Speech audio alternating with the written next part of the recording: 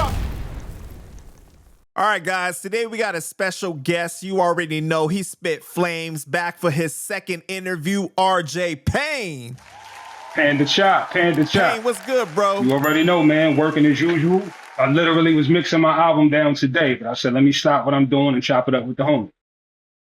Man, I'm glad to have you back, bro. How you been? Life is good, man. You know, just working, man, dropping a project. I've been dropping a project every month this year. So the goal is to drop something for 12 months straight. That's what I'm doing, man. Just hustling. What made you want to do that? Some of my favorite underground artists done did it. I seen I think Currency did it once. Papoose did it. My man Sha Stimuli, legendary underground MC, he did it. I just seen a few artists do it, and I always said when I get in position and I'm able to just record in my crib all I want, I'm gonna do it. And just now I'm at my most comfortable studio setup right in my crib, so I've been dropping every month. Got you, man. All right, man. Well, I got to start with the latest news. So your man, Dark Low, just got released from prison. He's staying in a halfway house, if I'm not mistaken. Have you made contact with him? Shout out to my boy, Dark Low. No, actually, I'm going to keep it 100. I haven't spoken to Dark Low since, it's been years. Like, the relationship that I ever had, that I've always had with Dark Low has been, it's respect when we see each other. You know, it's love when it comes to the music, but we've never been to chop it up on the phone, guys. That's never been our relationship. And I know Dark Low probably since the very, very early 2000s, but I'm glad to see he home, and we'll eventually cross paths for sure. How did you guys meet? I think the first time I met Dark Low, his brother, his younger brother was in a group, and that group was the first rap group that I was a part of, from North Philadelphia. Make a long story short, my OG was they OG. We linked up that way. And like I said, Dark Low, little brother, was in the group, my man Basic. And we just would always see each other and show each other respect. Dark Low back then, when I first got to know him, was more quiet, more reserved. He kind of would just watch, see what was going on. He was still Dark Low. You could tell he still wasn't nobody to be played with, but the way I knew Dark Low, he played the black background. Super cool cat, though. Any plans to work on new music if you guys get a chance? Absolutely. It'll just have to make sense because my music is now in like a more reflective, more soulful direction. So I'm sure we can make it work, but it just has to make sense. Because like I said, now I'm no longer doing the Leatherface stuff and all that. I'm trying to elevate a little bit. Right. And were you and AR Ab cool? I know AR Ab briefly. No deep relationship, but I know I got to know AR Ab when he was still rolling with Cassidy. I think the first time I met Ab, I was downtown in Philly pushing my mixtape. This is probably very early 2000s. And I don't know what AR Ab was doing, but he seen me, I seen him, we chopped it up. I had already had a brief relationship with Cassidy, and we just would always keep in touch, talk every now and again. And, it's just always been respect. Same thing with Dark Low, but there's been no super duper, that's my homeboy, we chop it up on the phone. It's not that type of relationship. Got you. What did you think about when their whole situation went down? Well, anybody from Philly, we know when it comes to those guys and their family issues, you mind your business. And just from an older cat in hip hop and just a man perspective, I believe when you see people that are family going through their issues, you should probably mind your business, because when they get back on good terms, the number one thing they're going to all remember is the people that was in their business taking sides. So I would never be the guy taking sides. I got big respect for both of them. How do you feel about people having 1 foot in and 1 foot out when it comes to the streets and being an artist? How did you prevent yourself from doing that? I think that's just what it is. It's going to be a lot of cats until they're successful. They're going to come into the game 1 foot in, 1 foot out. You know what I mean? Until they feel like they've made it to where they want to get to. For me, I was lucky enough to have my first manager, the Italian cat I was telling you about in our last interview, my man Mike P. Our first business talk, he let me know, listen, you're a dope MC and all of that, but the moment you turn into a problem, I'll let you go. And he actually wrote it into our contract that, if you ever go to jail, if you ever cost me money, I'm gonna drop you, and you still owe me. And he put that same thing in the contract for him. If he got into any trouble, any legal trouble, and it reflected on me, I could leave the arrangement. So since I got that type of treatment early on, and I probably was in my early 20s, it just naturally stayed with me my whole career. And I just knew that if I become a problem to the people that's cutting the checks, I won't have a career no more. So I just I made sure that was never my situation. I think the problem in today's hip hop though is that you got people rapping about the crimes that they actually committed though. True, And then you got true, like prosecutors being able to use the lyrics now to convict people. true, true. Yeah, you're absolutely right. I think you have to, when I was younger, when I was doing my dirt, anything that we did in the street, you wouldn't know about it, and especially not in music. And if you heard about it, it was so many years later that you could never connect it to what we was actually talking about. But now, like you said, dudes will go do some dirt on Monday. They in the booth Monday night and they dropping a song on Tuesday telling you exactly what they did, who they stuck up, how much they took. Yeah, we don't do that where I come from, bro. Yeah, it's crazy though because like you see with social media too, it's more like it's easier for hip hop police to be watching though and like be able to use that, right? Like what is it like for you being in the game for so long and coming from the old school to watch people get online and like snitch on themselves? I'm be honest, it don't really phase me. I just look, I analyze, and I just make notes. Like, okay, that's not what I'm gonna do. I wouldn't advise it for nobody, but they're not gonna stop. They're not gonna stop because RJ Payne don't think it's cool or because Panda Child don't think it's cool. It is and it always will be more than likely. So only thing I could do is advise people from what I know, come in this game with your nose clean, focus on your business, man, because then people waiting for you to slip up. They waiting to tie any of your music to any crime and take your whole career from you. And I refuse to let that be my situation. It's good advice, man. All right. So since the last interview, we spoke about your boy Diddy, but he been going through it now, man. Did you follow the case? Yeah, I definitely followed the case. I see what's going on. It's crazy. It's crazy. I think What did you think about the whole situation? um it ended the way that I thought it would end. I always felt like Diddy's very powerful. He got a lot of powerful friends still, even if you think he's on the outs with the industry, somebody with some power still rock with Diddy. I'm sure he still holds some important secrets to somebody. With that said, I always knew that unless they had a Trump type case, unless they seen him with his hand in a cookie jar directly, I knew more than likely he would get slapped on the wrist or do a small minimal amount of time. And that's pretty much what it looks like now. Now, don't get it twisted, 2-3 years, whatever he ends up with, it's still not a walk in the park. I wouldn't want to do it, but compared to the time he was supposed to do, I would take that 2-3 years or whatever they give him with no problem. It just seems like, man, the way that this case was hyped up though, bro, it seemed like the feds really dropped the ball on it. Like the way that people were talking, it's like we got all kinds of evidence of videos Yeah. of him doing all types of stuff. And like it just seemed like they really didn't have anything almost. Yeah, it was a bit of a letdown I seen to a lot of people. Like a lot of people was expecting a lot more. But again, I always knew somebody like Diddy, you're not taking him down easily because you're gonna have to take down a lot of people that's associated with him that might be more powerful than him. So though it kind of fizzled out, not in the way a lot of people wanted it to see, it happened the way it would happen for somebody with a lot of bread. And I think when he get out, whenever that is, he's still gonna be Diddy. He may not return to the same amount of power that he had before, as far as in the people's eyes, but he still got bread and he's still gonna have power. What'd you think about when they asked Trump like if he was going to consider, pardoning him? What'd you think about his response?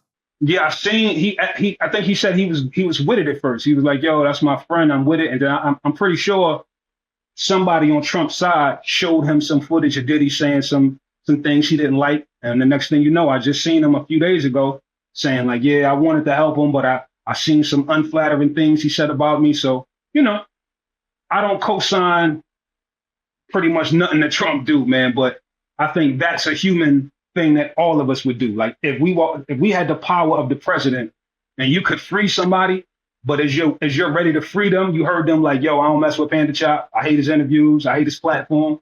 It's a good chance you're not gonna press the button and let him out. Right.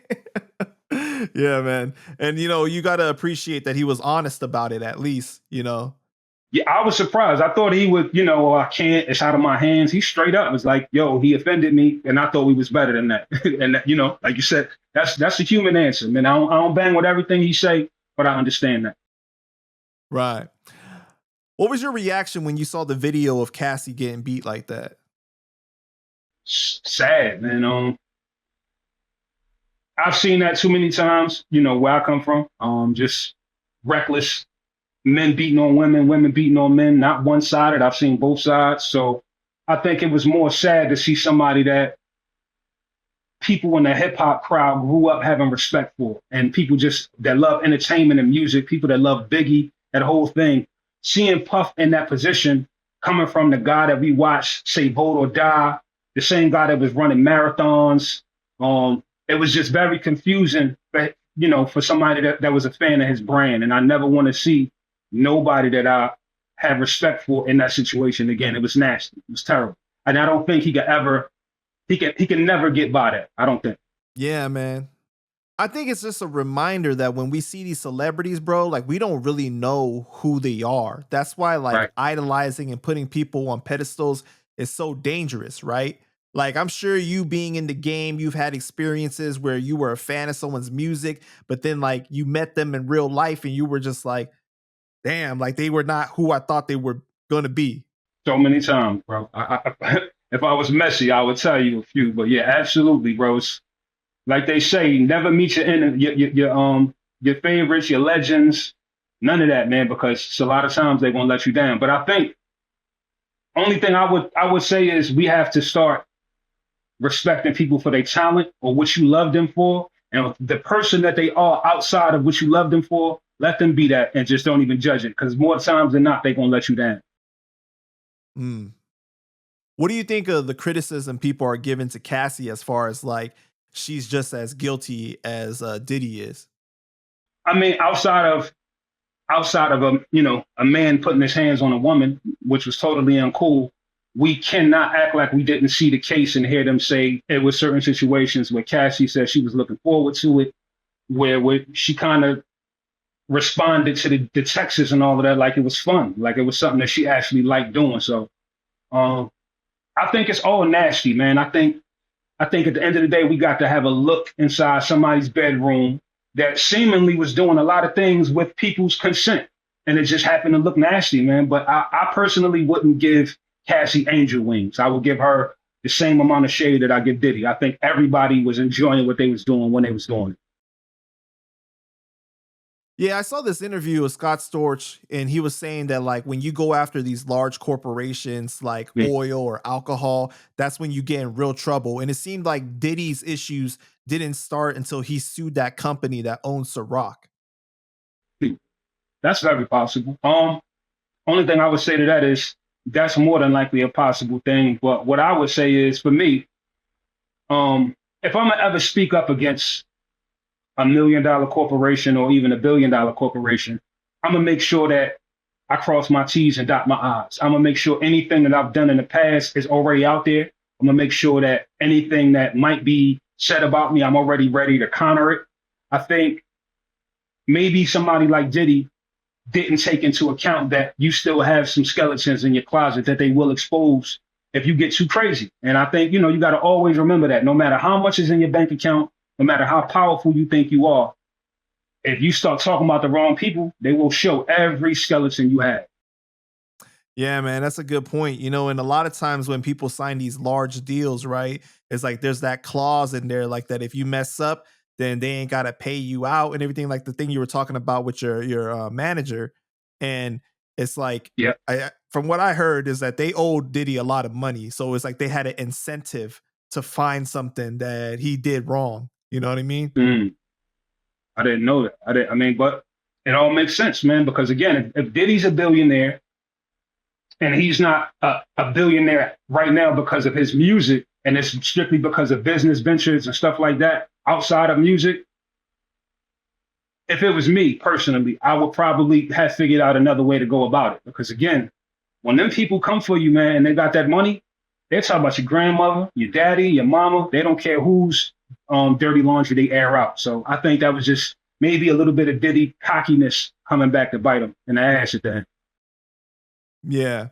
And then, they said that he had real problems with substances and everything. So, like, when you on that stuff, sometimes you're, just like you're not in tune with reality. You could feel like you're bigger than you really are, got more power, but there's always somebody that got more than you. Absolutely. It's dudes that feel like that off of just smoking some weed and having some liquor. So I can't imagine Diddy level of feeling like he's got power. You know what I mean? So yeah, that's got to be crazy. Right. So, somebody in our last interview, they had wrote in the comments that when you left making the band, you had dropped the Diddy diss track. But I looked all over online. I couldn't find it, man. Wow, that's crazy. Whoever told you that or wherever you seen that out, they know exactly what they talking about. And that's crazy. They got a great memory, bro. I don't even remember what the song is called. I probably wrote that diss track in my early 20s, bro. That was just frustration from young RJ Payne wanting to rap and thinking that hip hop was a Biggie music video. Like, I'm really thinking it's like he said in Juicy, Super Nintendo, Sega Genesis. Like, I'm thinking that I'm about to just level up being around Diddy. And when I got there and I realized that it was really about storylines and painting me a certain way and painting everybody a certain way, that really took the wind out my sails, bro. That really kind of broke my heart in a hip hop way. Like, it's not what I thought the game was at all. So once I knew that I wasn't going to stay, I kind of already knew, like, yo, when I get home, I'm bombing. It didn't do nothing back then. Like back then, it wasn't no internet, wasn't no viral back then. But I knew when I left that making the band, I said I'm a bomb on Diddy. I don't care who hit it, who hear it. Yeah, and I did that. Man, as fans, I feel like a lot of times we romanticize hip hop and the industry. And then when you get in it, yeah, you realize like it's more business than music. And that's tough to deal with, bro. Oh, it is. And you know what? The crazy part is the business is never what you think it is. Like for me, when I got into it and they would say the business is more business than music, I was personally thinking the business might be, signing some paperwork or something. Business don't even have nothing to do with that all the time. When they say business, they talk about show business. And show business and music and recording music as a musician is two different things. And I got a crash course real quick that when you in front of them cameras and MTV, it don't have really nothing to do with how nice you are. It's crazy, man, because, like so many times in life, we're like, oh, if I could just get to this point of rapping on the radio or signing a deal or something like that, I'm going to be set. I'm going to be good. You know what I mean? But then you get to that point and it's just like, you realize that there's so much more work. There's like, you got to get to this next point now, like you really didn't make it. Yeah. Yeah. It's a constant graduation process when you get into the music industry. And the ultimate goal, even if you get signed or anything, is to be able to do everything on your own. So yeah, it's a journey, bro. It's a journey because you realize that you can't do everything on your own. And then when you realize that when you get help, they're probably gonna rob you. The game it's a shady game, man. You gotta hustle and figure out how to do everything with a team of your own. You can't do everything on your own, but you have to have a team to do everything that you need done while you're working. And I'm glad I finally figured that out. No doubt, man. So I'm assuming you were a wrestling fan growing up because you got a song called Kane versus Undertaker, right? Big wrestling fan, man. Actually, when I used to go by Rain Man when I was battle rapping, I used to open up my interviews and stuff like that. Like, yo, this your boy Rain Man. The Bret Hitman Hard to Rap, the excellence of execution. I had the whole wrestling rundown. Like, you couldn't tell me I wasn't the Bret Hard to Rap. The greatest there was, the greatest there is. That was, bro, I had the whole rundown. But yeah, super wrestling fan, Bret Hart, Ultimate Warrior, those was my favorite top guys. So Hulk Hogan died recently, and there was a lot of division amongst the Black community, especially because of the racist recording of him back in like 2012. What did you think about that? I think it goes into what we were saying a little while ago. The Hulk Hogan that I grew up watching and the Terry Bollea guy that said the racist shit, to me, they're not the same person. I just have learned to understand that no matter how much you idolize somebody or you respect their talent or their craft and whatever it is that they do, you got to understand they still are a person outside of that. And the sooner you realize that, the more you won't judge these people so harshly. So for me, though I didn't like what Hulk Hogan said, I was clearly able to separate, say your prayers, take your vitamins, Hulk Hogan, from this older dude talking about how he feels about somebody dating his daughter and all of that. So again, I ain't like it, but I understand that it's not the same person. Can you understand why people are so outraged or talking about that at the time of his death, though? 100%. Everybody is not going to feel how I feel.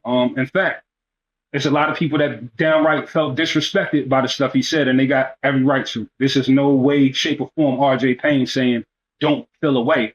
This is just me saying I chose to handle it in a different way. But I think people are absolutely right to feel a way about somebody that they looked up to saying something that was racist. But what I will say for me, again, people like Hulk Hogan, people like R. Kelly, I think we have to learn to respect what we respected about them, and what you don't like about them, leave that over there. Like Robert Kelly, what he did in his bedroom, I don't like that guy. That's none of my business, though. Terry Bollea, I don't like that guy. That's none of my business. But Hulk Hogan, say your prayers, eat your vitamins, and R. Kelly, 12 play, yeah, I love those guys. Yeah, so you got to be able to separate the art from the actual person, basically. 100%. And if you can't, you probably should stop liking any of these guys, because they all have a real life that's going to bleed into reality at some time. What'd you think about what Michael Rappaport said? I think he was talking maybe even maybe it was from a genuine place, but I think he was talking too fast. And my elders always told me, man, if you don't know really what's going on and you're not sure, even if you have the best intentions, just shut up. Sometimes it's just better to shut up and mind your business. I think that was one of those situations that, in hindsight, once he started getting heat, it was like, oh, I didn't mean it like that. But you got to be cautious, because when it comes to somebody being racist, the moment you defend them, people are now looking at you like, why are you defending them so hard? You racist too? So I think as soon as he caught heat and he switched up, that was just the verification for me that you should have never said nothing, especially if you wasn't ready to take the heat. Yeah, he tried to say that he wasn't aware of the racist comments, but from what we know about Michael Rappaport, he seems really locked in and in tune with the culture, so it's kind of hard to believe that he didn't know that, though. He's an internet head. He definitely knew. He definitely seen it. He felt probably like I felt, man, but I love Hulk Hogan. I grew up on Hulk, but he forgot what you said. Some people don't care about that. Some people just heard the last stuff that he said, and they developed a hatred for him. And I think, again, he was supposed to stop talking, man. If you're going to give that man credit for how you grew up knowing him, do that. Show love to Hulk Hogan. But if you're going to start talking about the things that he said and it sounds like you're speaking from a defensive standpoint, get ready to stand in front of the bullets. So when it comes to something like, that situation in 2012 with the racist comments and everything, are we supposed to hold that against somebody forever? Or like at some point, is it like, does it run out? You know what I'm saying? Like, what do you think? I think it's just up to each individual, man. I don't like to tell nobody what they should be doing when it comes to nothing. For me, I wouldn't hold it against them, because I've seen a lot of people say foul stuff. Some people can be sorry. Some people might not mean things the way they say it. But unfortunately, he was a larger than life person and personality. So people are going to hold on to that forever. And I can't say it's wrong. Yeah, for sure, man. So you got the Steelers jersey on, right? Yeah. You a big sports fan? No, man. I'm an old school 90s hip hop fan. If you grew up on 90s hip hop, we rock jerseys, we rock the matching hats. It wasn't about your loyalty to no particular team, but if you must know, I haven't been a super sports fan, man, since I was a young cat, man. Like the older players, the 90s, maybe the early 2000s. But for me, it's too much of a show. It's not enough people getting hurt and manslaughtered on the field for my liking. But, I won't critique it too much. It's just not my thing. But I'm still a fan of the jerseys and all of that. So wait, back in the early 2000s, were you like wearing the throwbacks and everything like that, or you had the jersey on backwards, like you was doing that? 100%. Well, first of all, I couldn't afford it. Let's get that straight. I couldn't even afford it. But But the throwbacks was expensive, bruh, that's what I'm saying. That was crazy. I'm gonna be 100% real. I could not afford them joints, but you would come into a jersey every now and again. However, you got it, $5 discount, a homie, a big cousin, whatever it was. I got me a jersey or two, a matching hat. Yeah, I rocked them. And they were super expensive. But this is what I will say though.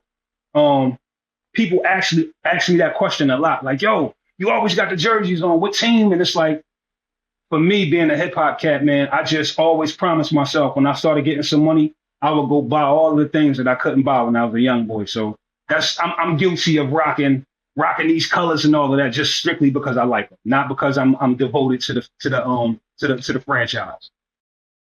Right, because sometimes that your favorite team might have some ugly ass colors too, man. Bruh. I mean? Right. But don't get it twisted. I'm still I represent Philadelphia still. I represent New York still and all of that. But first, I like colors, man, and I like to just match. That's all it's about, man. Right. So what do you think about the thing that happened with Shannon Sharpe and the woman that accused him? That situation was just so crazy, bro. You can sum that up real easy as being too comfortable. I think on my small level of fame and money, I know what it's like to be too comfortable and do some things that was like, yo, you probably shouldn't have did that. I can't imagine on a Shannon Sharpe level to where the baddest women is throwing it at you and young women and older women and your bag is hundreds of millions. You got that on the line. What I do know is he should have had somebody in his corner, or he should have been paying closer attention to the fact that everybody ain't your friend. Everybody not happy for you. And some people just want what you got. I'm lucky enough to have figured that out early. And I got people around me that love me and teach me, hey, don't just bring every female around. Everybody ain't happy for you. Some people just want what they can take. And I think Shannon is he's learning in real time that just because you Shannon Sharpe don't mean you can't get stuck up. She stuck him up crazy. She retired.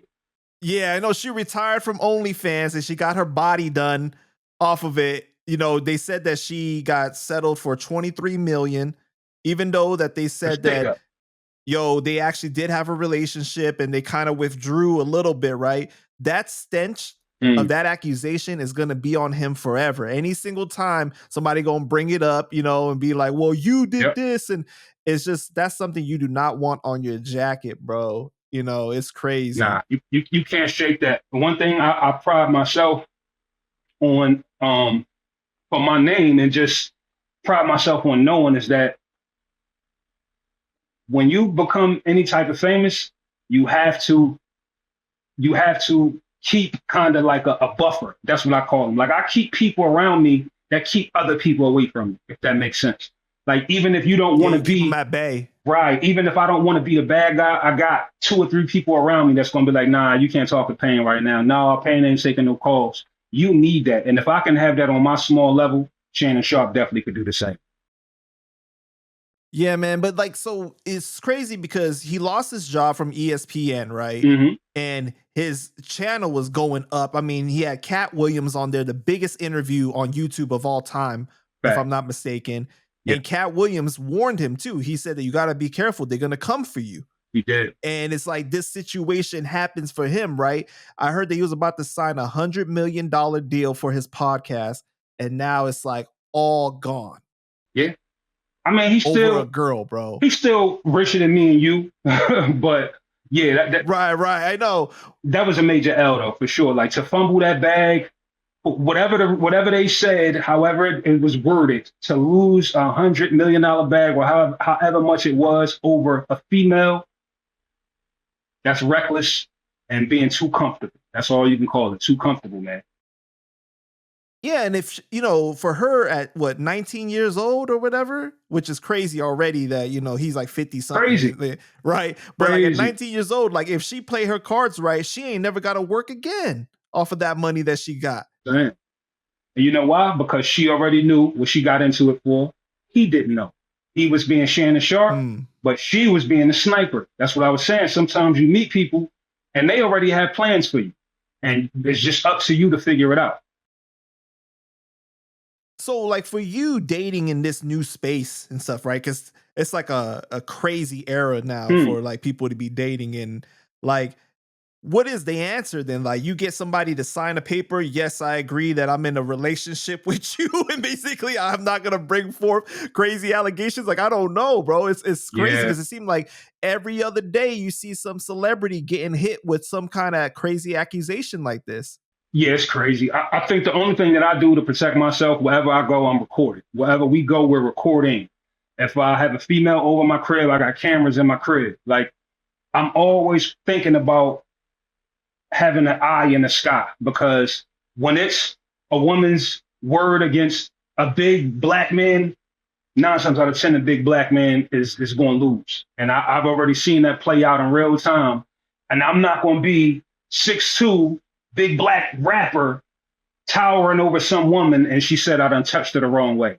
Nizar. Everything is on camera, and you've been recorded. So just know, if you're around me, you are on candid camera.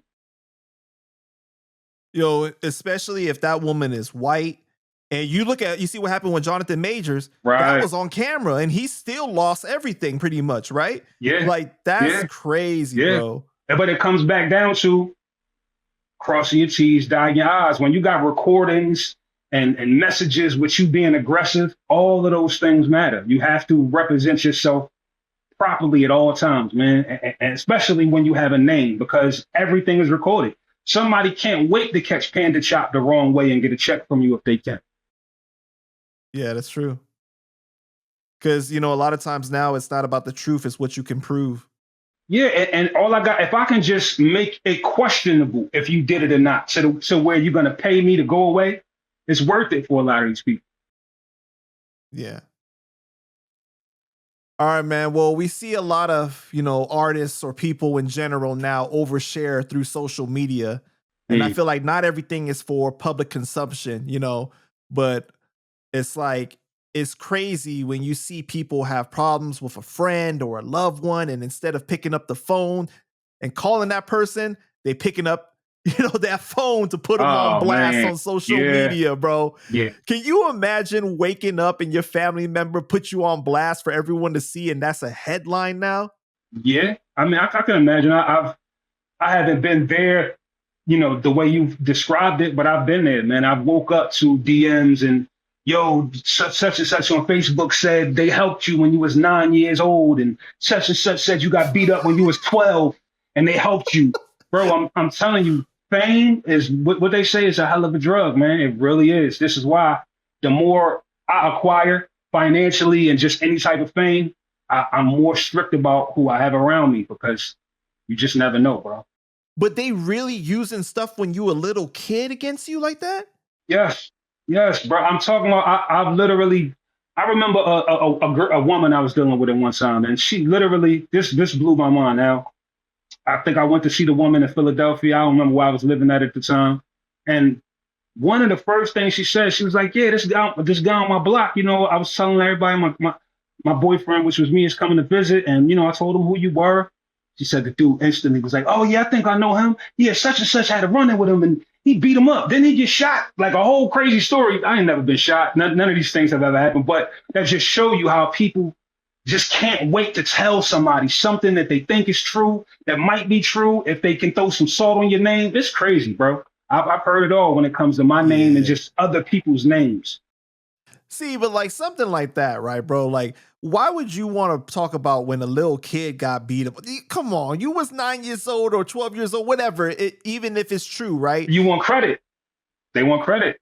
They want credit, Panda. They want to say, I saved RJ Payne when he was 12. There was a car coming. I moved him out the way. Like, what does that shit even matter I, now? what they call clout chasing. Like, it's just Yeah. people want to be tied with anything that's hot at the moment. They just want to be associated with it, however that is.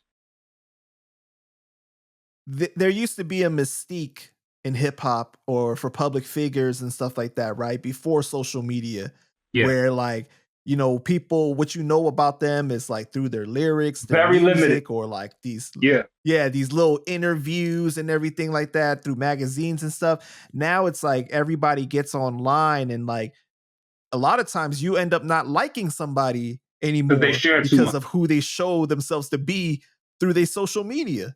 Yeah, I had people tell me that early on, like before I figured out how to promote myself, how to market myself. I had people in labels, A&Rs, and just people that think they know the business tell me like, yo, you should be more personable. And I didn't understand what that meant. So I'm like, what you mean? Share some pictures or something? And then, nah, you should show your girlfriend and show your family and show what you ate for dinner and show your jewelry. Nah.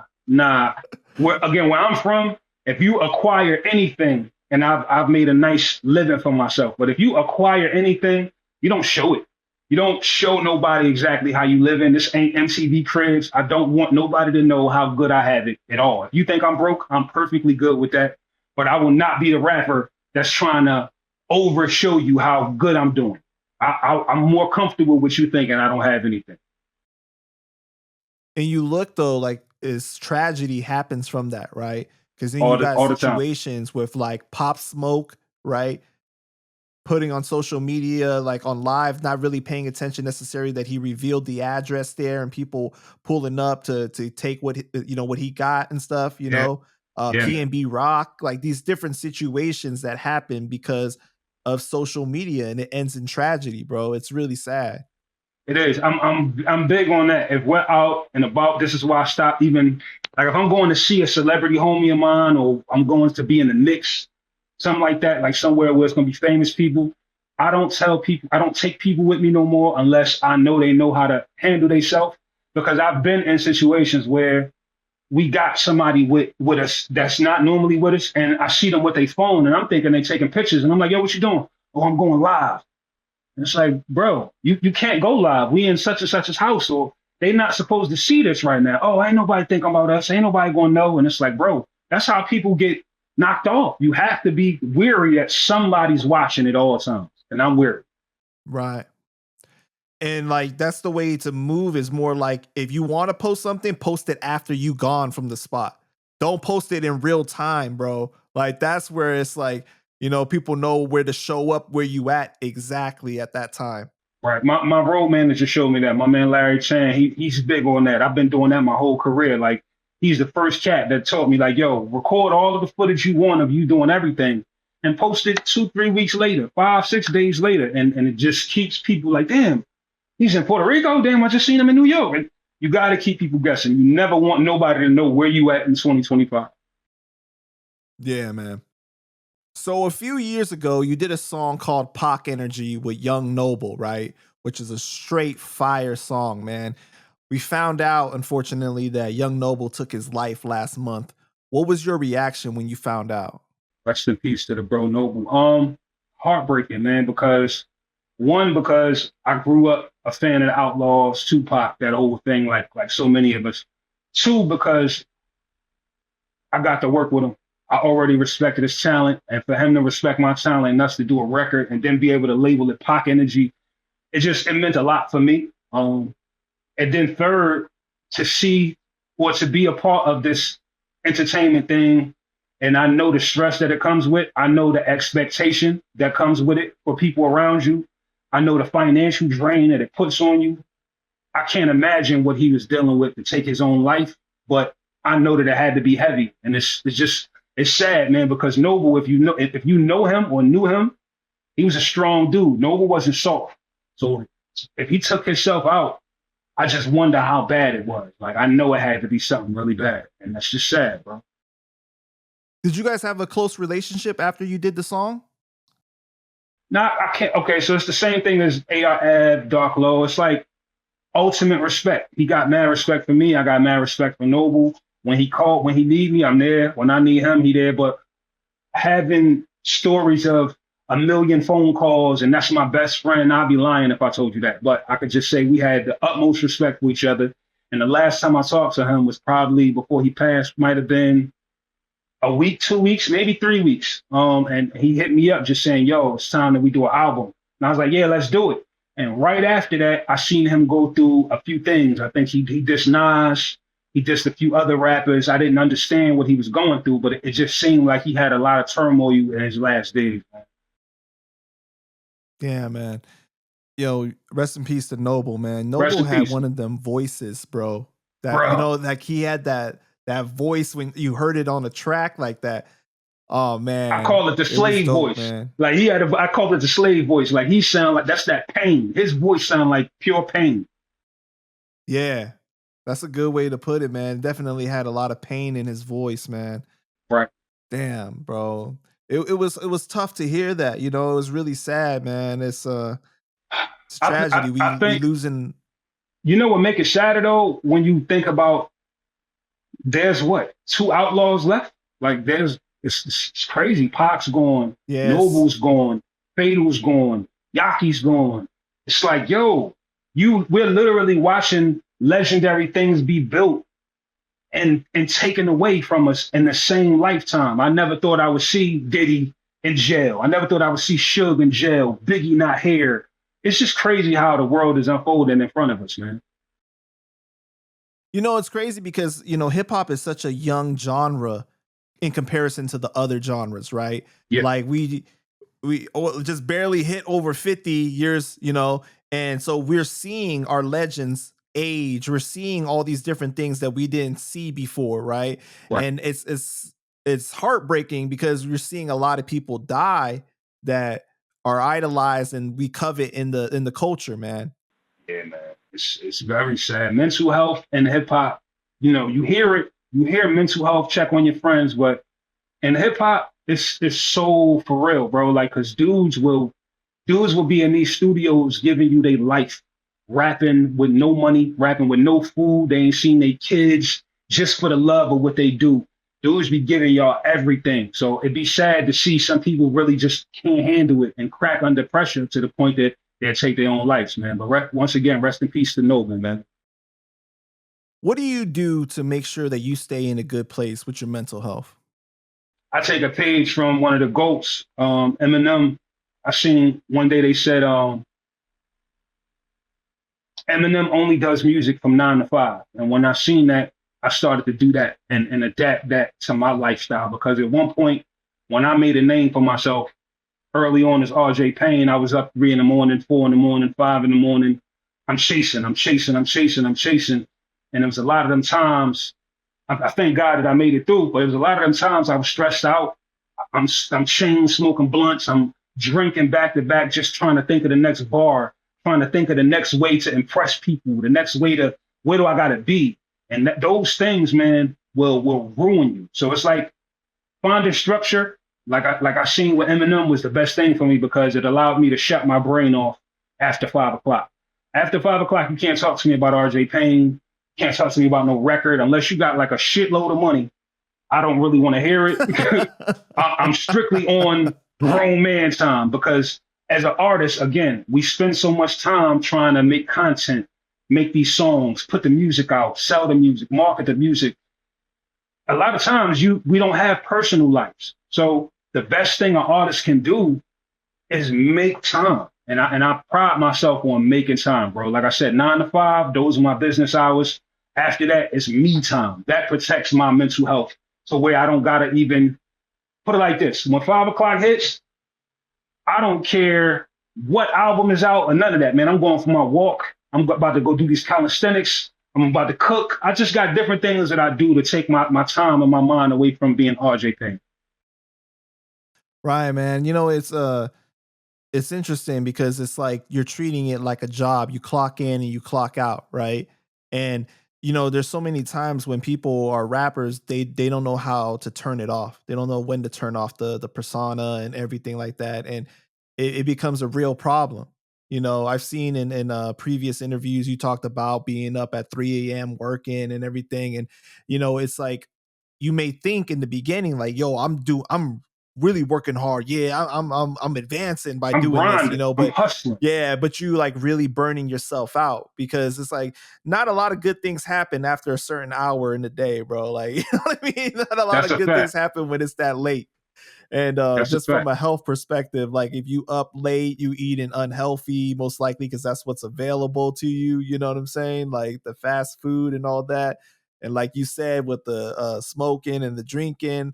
And I saw just not too long ago, you had put up like like 50 days and no alcohol or something like that.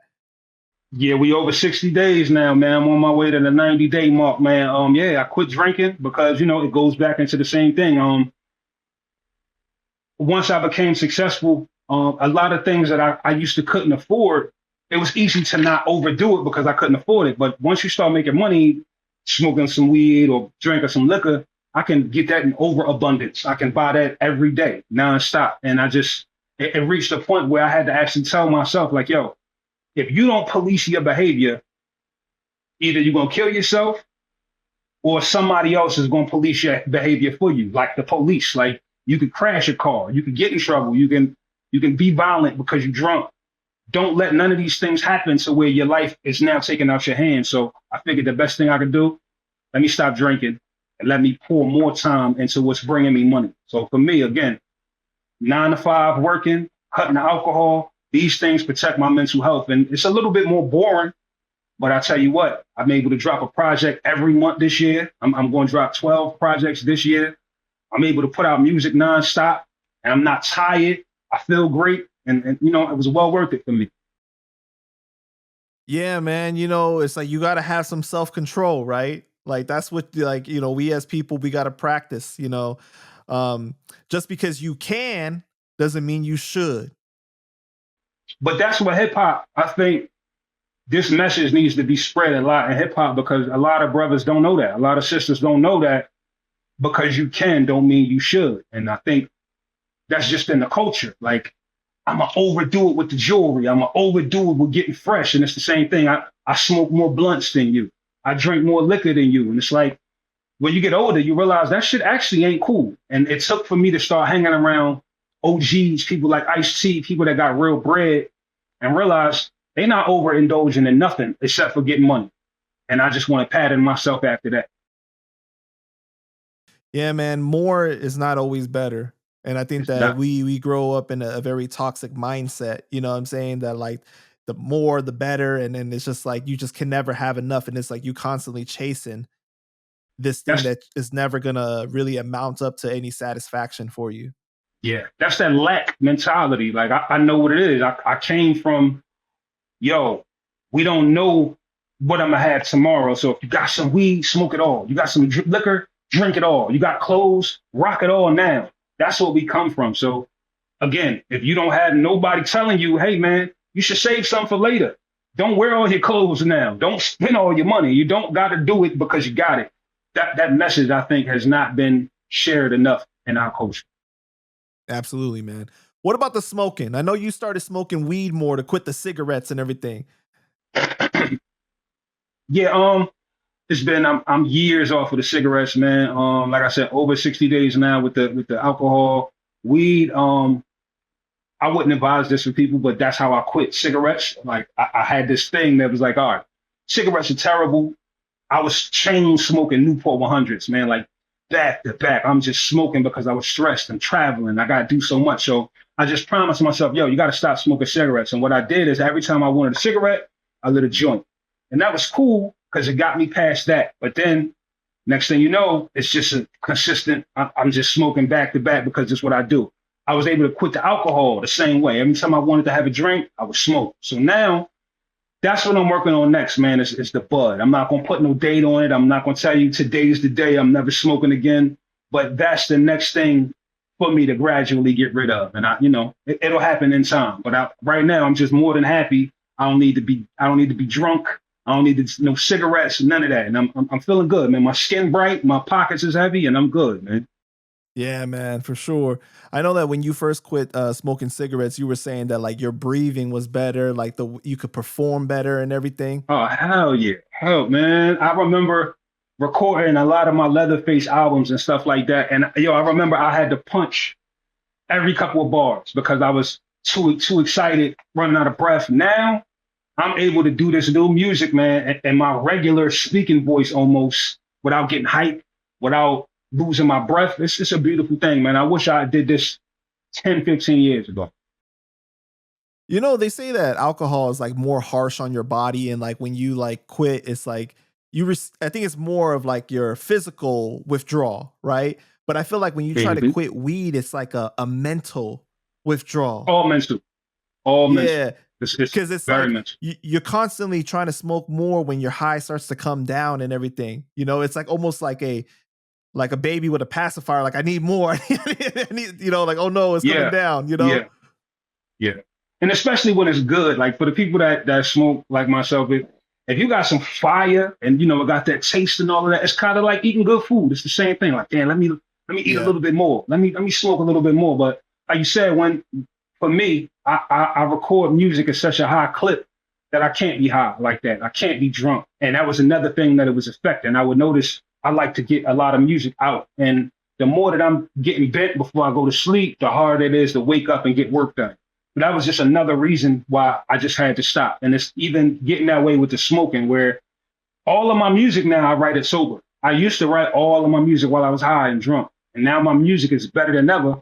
I write it all sober. And now I got it to where I don't really even smoke till like the end of my day. So it's going to be soon. You're going to be hearing me saying Panda Chop, I'm done with the tree too, man. Very soon. That's good, man. I'm so happy for you, bro. You're making real healthy changes in your life, and I think it's going to inspire people. Thank you, bro. I appreciate it, man. So you have a lot of songs that reference comic book superheroes, right? Did you grow up a big comic book fan? No, I grew up a fan of just a fan of arts. I grew up a fan of music, so I might not have been a fan of every rapper. I might not have been a fan of every superhero, but I was a fan of just superpowers and all of that. So I like Superman. I like Spider-Man. I didn't know everybody. I didn't see every comic book, but I had a big respect for certain characters and characters that I saw things that I might have wanted to identify with. Damn, he's strong. I want to be strong. Or for instance, the Human Torch. I always thought I was fire as a kid. So I had a thing with playing with fire, as you remember me telling you. So the Human Torch and me was side by side. But as far as following comic books, nah, that wasn't my thing. What are your top 5 superheroes, though? It always changes, man. Just like my top with music, my top guys with music, it always changes. Today, if I had to just guess, it's going to always be a lot of bad guys. For some reason, I liked a lot of bad guys or guys with tempers. And I think that's because when I was young, I had a temper. So the Wolverines, of course, Wolverine. You're going to make me draw a blank right now because I hate it when people ask me something. I'll be knowing beforehand, but when you ask, it's like blank. All right, but definitely Wolverine. When you're on the spot. Yeah, when you're on the spot. Wolverine for sure. Magneto. It's going to be a lot of the older guys. It's going to be, what's my man? Thanos.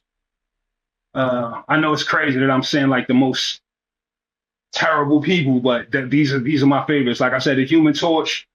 I will put Cyclops in there. You know what I'm noticing? The thing, I like the people with kind of uncontrollable powers, people that had trouble controlling their power. And I think that all go back to me as a kid. I had a lot of anger, aggression issues. So yeah, naturally, I think I like the superheroes that was a little bit crazy, man. You're naming mainly the Marvel side of it, mainly X-Men. Like you like the X-Men a lot? I guess so. I like classic stuff, man. Like I never try to kick it like I'm up on everything that's new. I'll be lying if I told you I've seen all of the superhero, the new joints. I'm not in the loop. The newest thing I think I've seen was like Wolverine and Deadpool. Outside of that, I'm not up on the newest, hottest at the moment. But those that I mentioned, I know about and I love the most. I think, matter of fact, I'm lying. You know what I just seen? I seen the new Superman. I don't know if you want my feedback on that, but yeah, I'm not really in touch with the new stuff. I heard it was weak. You know what? They made Superman soft. That's all I'll say. He's so soft and whiny that I couldn't get into the movie. The movie actually didn't seem bad, but I was so thrown off by how uncool Superman is. Like for us, for people that grew up in my era in the 80s, 90s, Christopher Reeve was the coolest Superman ever. He was kind of chill. He kind of had this like quiet, like, yeah, I know I'm Superman. I'll whoop your ass. Don't make me do it. This dude though, super whiny. Why are they bothering me? Like just so crybaby-ish, bro. It was the ultimate. Yeah. The ultimate. This can't be Superman. So like, yeah, it's not good, bro. It's not good for me. Like with you talking about the X-Men though, what I love about this storyline is like Professor X and Magneto, they're modeled after Martin Luther King and Malcolm X. Martin Luther King and Malcolm X. Absolutely. That's what's so crazy, man. That's dope. But it makes sense if you think about it, man. Yeah, it does. It does. And it's like you can't really fault either side for what they're fighting for. Like the way that they're going about it. You know what I mean? Like almost like the way that nobody's wrong. Yeah. Nobody's wrong. Because it's like either you're tired of getting your ass whooped or you're tired of being perceived as a threat. It's like, what do? Do you keep letting people beat you up? Or do you walk around, singing, please be nice to us all day? It's like you really can't win. So like you said, it just really depends on what side you were on. And depending on how I woke up, I might be on Magneto's side, or I might be feeling like a little bit more like Professor X. Yeah, man. You've done a few songs where you've taken hood movies and made an auditory masterpiece, right? Mm-hmm. Like Eilena's Cousin, Raheem Porter, and Ricky Baker. What made you come up with that? My love for learning to edit videos. Once we started to have to create content to market our music and to basically give people a reason to buy your music, once I started having to tailor videos to the lyrics that I'm saying, I kind of got addicted to... Oh, somebody's at my door, Panda. Give me 2 seconds, bro. No problem, man. Every time, man. My bad. Grocery delivery, man. It's all good, man. Oh, would you get that Instacart? Yep, you already know. Told them to just drop it off. They want to knock on my damn door. Hey. All right, what was the question, you know why? bro? They want to show like that they did a good job and you should give them a bigger tip. Yo, is that what that look was? She definitely gave me the look like, hey, my bad. I didn't know. I heard a rich rapper lives here. Could you give me a bigger tip? Hell no, I gave her I'm talking to Panda Chop right now, face. Shit. All right, where were we, bro? My bad. You were talking about how you came up with the idea for making the hood songs, basically off of the movies. Okay. So make a long story short, man, I developed a passion for editing videos when it was time to make my content for my music. And along the way of learning how to edit videos, it just hit me one day like, yo, what if you started writing your rhymes and editing videos to go directly with the lyrics? I didn't know what that meant yet, but it was just kind of like a thought. And I was like, okay, what could I do it with? And then I was like, okay, I'm a movie head. So I was like, all right, let me break down a movie. But I was like, all right, movies are going to be too long. There's going to be too many bars. How can I do it? And I already had a thing on Instagram that I've been doing for years where I call it like murder in less than 60 seconds. When 60 seconds, I kill shit. So I said, if I can tell a story in 60 seconds and tailor the video exactly to the bars, this could be something. And I think I did Boys in the Hood first. And when I seen it, let me rephrase that. When I wrote it and then when I edited the video to the lyrics, my mind was blown. I was like, oh, this is crazy. I showed it to a few people. I uploaded it and it went crazy for me. It basically went viral. It opened a lot of doors for me. And that just showed me that, yo, you can now really get into storytelling. And I believe I've heard Lupe Fiasco has done it, but I wasn't influenced by his when I made mine because I'm going to be honest, I was never a super Lupe like album fan. Like I couldn't tell you none of his albums or anything like that, but I actually heard a record he got, and I think it's called Burger and Cheese, if I'm not mistaken, or something like that. And he basically does the same thing. All right, man. Top 5 hood films ever. Come on, man. You just trying to have me stuck. Like that list, you know that list changes every day for everybody. All right. So today, on a Sunday, my hood movies would be Boys in the Hood. Right. Menace. Juice. Strat. Many people may not know about Strat. And you know what else I throw in there? On a day like today, I'll throw. South Central. Nah, that's on a good. That's some days. Today, I think I'll throw in New Jersey Drive. New Jersey Drive. Okay. New Jersey Yeah, man. Drive. There's just so many that it's hard to name just 5, right? You got the yes, it's gonna change. You got the In Too Deep, LL Cool J, man. He was just like a master villain in the movie. The biggest pause moment with the pool stick scene. Oh man, yo, he did him dirty, bro. Yo.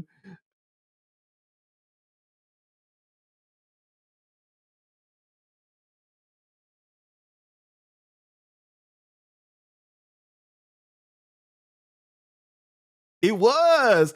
It made you look at him differently. It was not LL Cool J in the house. What was this TV show? Yeah, In the House. That's what I was about to say. Yeah, it was not that kind of character. It wasn't even the funny Deep Blue Sea. None of that shit. Right? It was like another version of him. You was like, damn, LL could do that. He could be that grimy dude. When he was talking to the lady and he was like, yo, what's my name? And he made her say God. Right. I was like, all right, get this dude a round of applause, man. He got it. He got it. He made you believe him, bro. Yeah, he made you believe him. That's what was so crazy. Yeah. But you know what? For me, it was like, I think, you know what I always knew? When I seen him act as God, I said, he ain't walking around licking his lips all day, man. I don't even think he was acting. Like, it really made me think, let me find out on the low, L was slightly throw it off in real life. L might be, man. Yeah, mama said knock you out, man. You know what you made me think? I remember, somebody broke into his house. You could Google it. He knocked boy out. I think he broke his jaw and all of that. No weapon. Homie came in for real? With a weapon. L knocked boy out. So L ain't no joke, man. Yeah, man. And then you got Training Day, Dead Presidents, right? Players Club, Set It Off. Like, just so many good ones, bro. There's no wrong answer. Like, any of those are the right answer. And I think, there is no right answer, bro. Like, I think anybody you have on this camera, they probably gonna give you 5 different joints every time. Yeah, and Training Day, because Denzel, man, with that laugh, the way first of all, Alonzo was like a rapper. Like, he was like a rapping hip hop cop. Like, the chains, the guns, the shit he was saying, the car, the kufi. He was like I can't remember the word, but he was like he was kind of just so many things at one time. It was like, damn, he kind of feel a little bit hip hop. He kind of feel like a cop. He kind of feel like a Muslim. It's like, I don't know where this dude is coming from. Super great movie, man. Very manipulative, and he had Eva Mendes butt naked on the bed too. You know what I mean? Like he Thank was God. like, thank God. The way that he knew how to like lower his voice when he tried to calm him down. I know you're scared right now. Yeah, I know you're scared. Like, the way that he knew how to manipulate the white cop, it was crazy. The way that he knew how to do that. Ain't like I put a gun in your head or nothing, and then turn around and laugh at him. Crazy, bro. Yeah, he deserved every award in the world for that one, man. But I know your favorite hood films really are Killer Season and State Property, right? Yo, you gotta stop. Panda, you gotta stop. You gotta stop, man. First of all, shout out to my man Cam, man. Cam is a big supporter of mine. We follow each other on the gram. Big shout out to Cam. Yo, when Cam spit on that little girl, bro, I hated Cam so much for spitting on that little girl, bro. Cam is like an evil villain, bro, for that one, man. State Property, though, being somebody that spent so many years in Philly, man, that was one of our holy grail hood movies, because we got to see our city be immortalized. We got to see Beanie Siegel kind of represent every Philly guy at that time, how we all, as young Philly cats, thought we were. That movie meant so much. I think Dame Dash's genius for those movies, Paid in Full, State Property. How did we not bring up Paid in Full? We didn't bring up Paid in Full on Belly and New Jack City. Come on. We didn't. But that's what I'm saying. I think there's so many great ones. You're going to leave something out. But definitely, I think Dame Dash is very underrated with his eye for the movies, man. He put out some great movies. Yeah. Yeah, for sure, man. Paid in Full, having Mekhi Phifer as a Harlem native, be in that movie too. That was Fire. amazing, bro. Yo, Makai did a great job, but I can't lie. Cam stole that movie, man. Cam was the MVP of that movie, bro. Cam Throw was that ass so, back. bro. Yo, He stole the so way many that he was like, scenes. yeah, he's all like, that's how you fuck. He's like pointing at Yeah, the right. TV. He walking up on homeboy. He like, what does Kermit the Frog face say? Yo, he didn't have Yeah. no cares, man. Yo, he snatched homeboy out the car. They say that wasn't even in the script. They say he did that for real. And he shot the dude in the ass. And he was Yeah, like, bro. Shout out to Cam, man. Shout out to them for that. That was a super dope movie. Yo, man, so are we going to see you in any movies? You know what I mean? You're going to show your acting chops? I could see you in State Property 3. Maybe, yeah, you funny as shit. Maybe one day, man. It's funny. I actually did one movie, man, when I was a young cat, man. Me and my man Reed Dollars and some Philly cats, my man Eddie Morris. We was in a movie, man, with Lennox from Belly, man. The movie never came out, but Lennox, he knew our OG in Philly. He came and, they did like a low budget movie. They put us in the movie with Lennox. Yeah, it was fun, man. They killed us in the movie and all of that. But yeah, like maybe in the future, man. I think I'm very weary now about what I do as far as getting on the camera, because I think sometimes you can mark yourself. So like what I wouldn't want to do is get killed in a movie or be selling drugs in a movie. Like if I'm in a movie, let me do some cool shit. I don't want to be the typical rapper killer guy in a movie. Also it kind of sucks because it's like, obviously rappers are human beings, right? You're going to be doing regular stuff. But like sometimes when people do these acting roles, it takes away from the rapper persona, and then people use it against them. It's like they can't take them as serious as a rapper anymore. Well, I think that goes into not just that, it goes into even artists overexposing themselves on social media. I think it's the same thing. Like you have to always maintain an air of mystery. You have to have some type of mystique about you. You cannot be, how they say, you should be more personable. I believe certain artists, I don't think we should see Jay-Z every move. I don't think we should see Nas's every move. And you're definitely not going to see it from RJ Payne. And I just want to keep in the lineage of the greats. All of the greats, they never showed you everything they was doing. Yeah. All right. Top 5 rappers turned actors. Who you got? Oh man, it's a lot. Let me rephrase that. It's a few that have done great. Okay. DMX. I think DMX did amazing, and Belly, and I think he did great in what was that? Cradle to the Grave? Alone? Never Die Alone. He had a few. Yeah, he had a few. Definitely X. Ja Rule's not a bad actor. Will Smith, of course. Man, he's a great actor. Ja Rule? I'm talking about. Ja wasn't bad in what was that? What was the joint with Ja Rule? And he wasn't bad in that, bro. He wasn't. You got to think for somebody that's never that's not an actor to get in a movie with Steven Seagal and not look like a clown. That come on, man. Give him his props, bro. That wasn't easy. me or you was not gonna get in a movie with Steven Seagal and do that good. He did good for me at least. Let me see. Like if you're talking about to take seriously as an actor, like just killing it, Cam, of course. Cam is probably one of the highest that you could take serious, because that Paid in Full alone. Tupac? I think Tupac don't count. I think it all started with Tupac. That's just for me. I think there is no greater rapper actor to me than Tupac. I don't see it. LL Cool J definitely up there. I would say LL's up there for In Too Deep. I can't say that it goes past there, but for me, you know what I mean? Like there's movies that I've seen Pac in Poetic Justice, bro. Like I think once you can do movies with the ladies and still be taken serious, that's when you're a serious actor.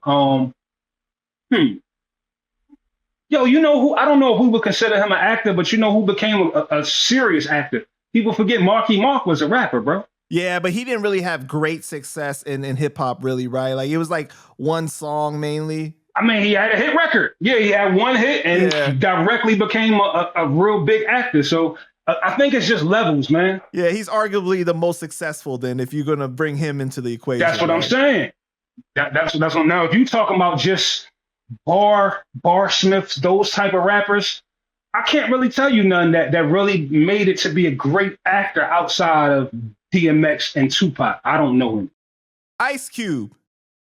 To me, I'm gonna be honest. I think we love Ice Cube for being Ice Cube in every movie. I don't know that we love Ice Cube for being, oh my God, he killed that actor. Like I think seeing Cameron as Alpo was like, yo, that wasn't even Cameron. I have yet to see an Ice Cube role where I'm like, he was an Ice Cube in that.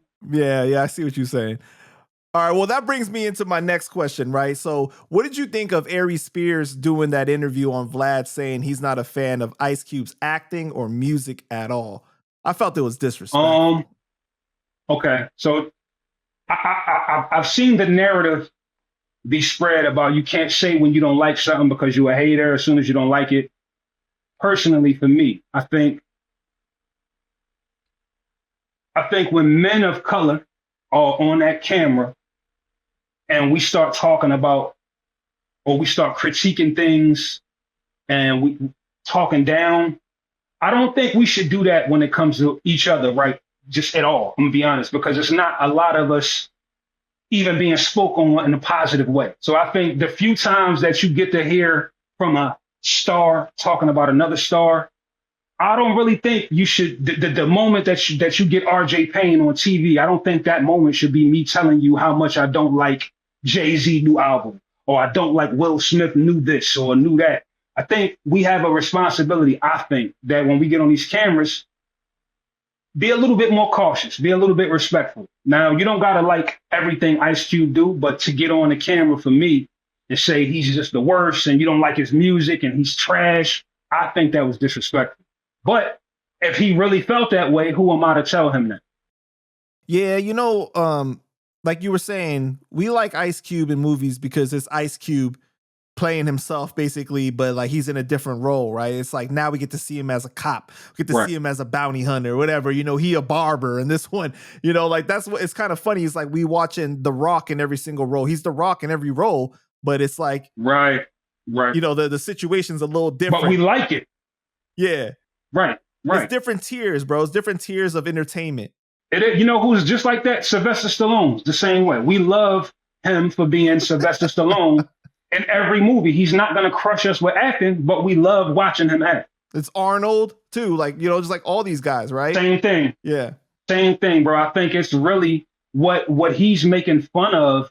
And Ice Cube is the same thing we praise. Like you said, we praise The Rock for this. We praise so many people for being them and everything, but then we'll shit on Ice Cube for being Ice Cube. I don't think that's cool. Yeah, man. The thing you were talking about though, like when you get on camera like that, it's like you as a celebrity, RJ Payne, especially a black man, it's like your words are going to have a heavier weight to them, right? So like if you go out here and you be like, I don't like Aries or whatever, and then the headline's going to be like RJ Payne doesn't like Aries Spears and stuff, right? And it's going to be like, see, even his own people don't like him as a comedian. Don't like him. And you'll never get me to do that. Never.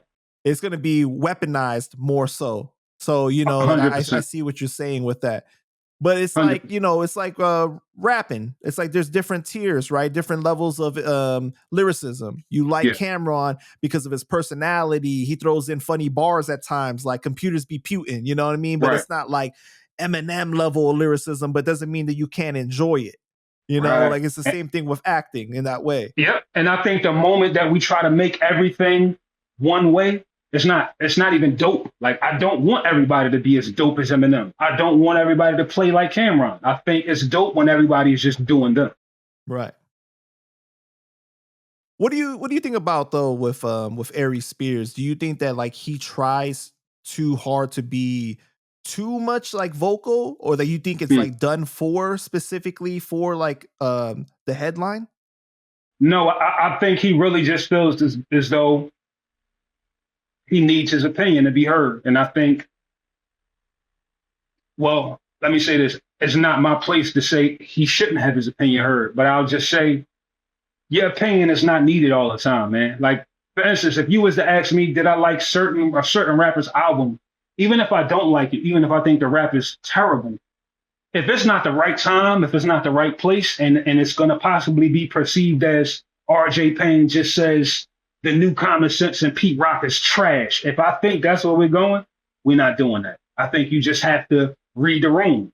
Like you should know when it's a yo, you know what? It's just a conversation about things that we're not too crazy about versus looking like you're dissing your own people. I think you just got to be cautious. Yeah, it's not always just what you say, it's how you say it. And I think that Big time. sometimes with Aries, he kind of like comes across as just too passionate, and that could be perceived as like just hating, even if that's not his intention. I think it comes across as that, He as just does. being too outspoken. Yo, you know what? And I'm gonna tell you how you telling the truth because it's to the point that every time I see him, like I'll just be scrolling on YouTube. If I see him, I won't watch the interview because in my head I'm like, all right, who is he about to diss?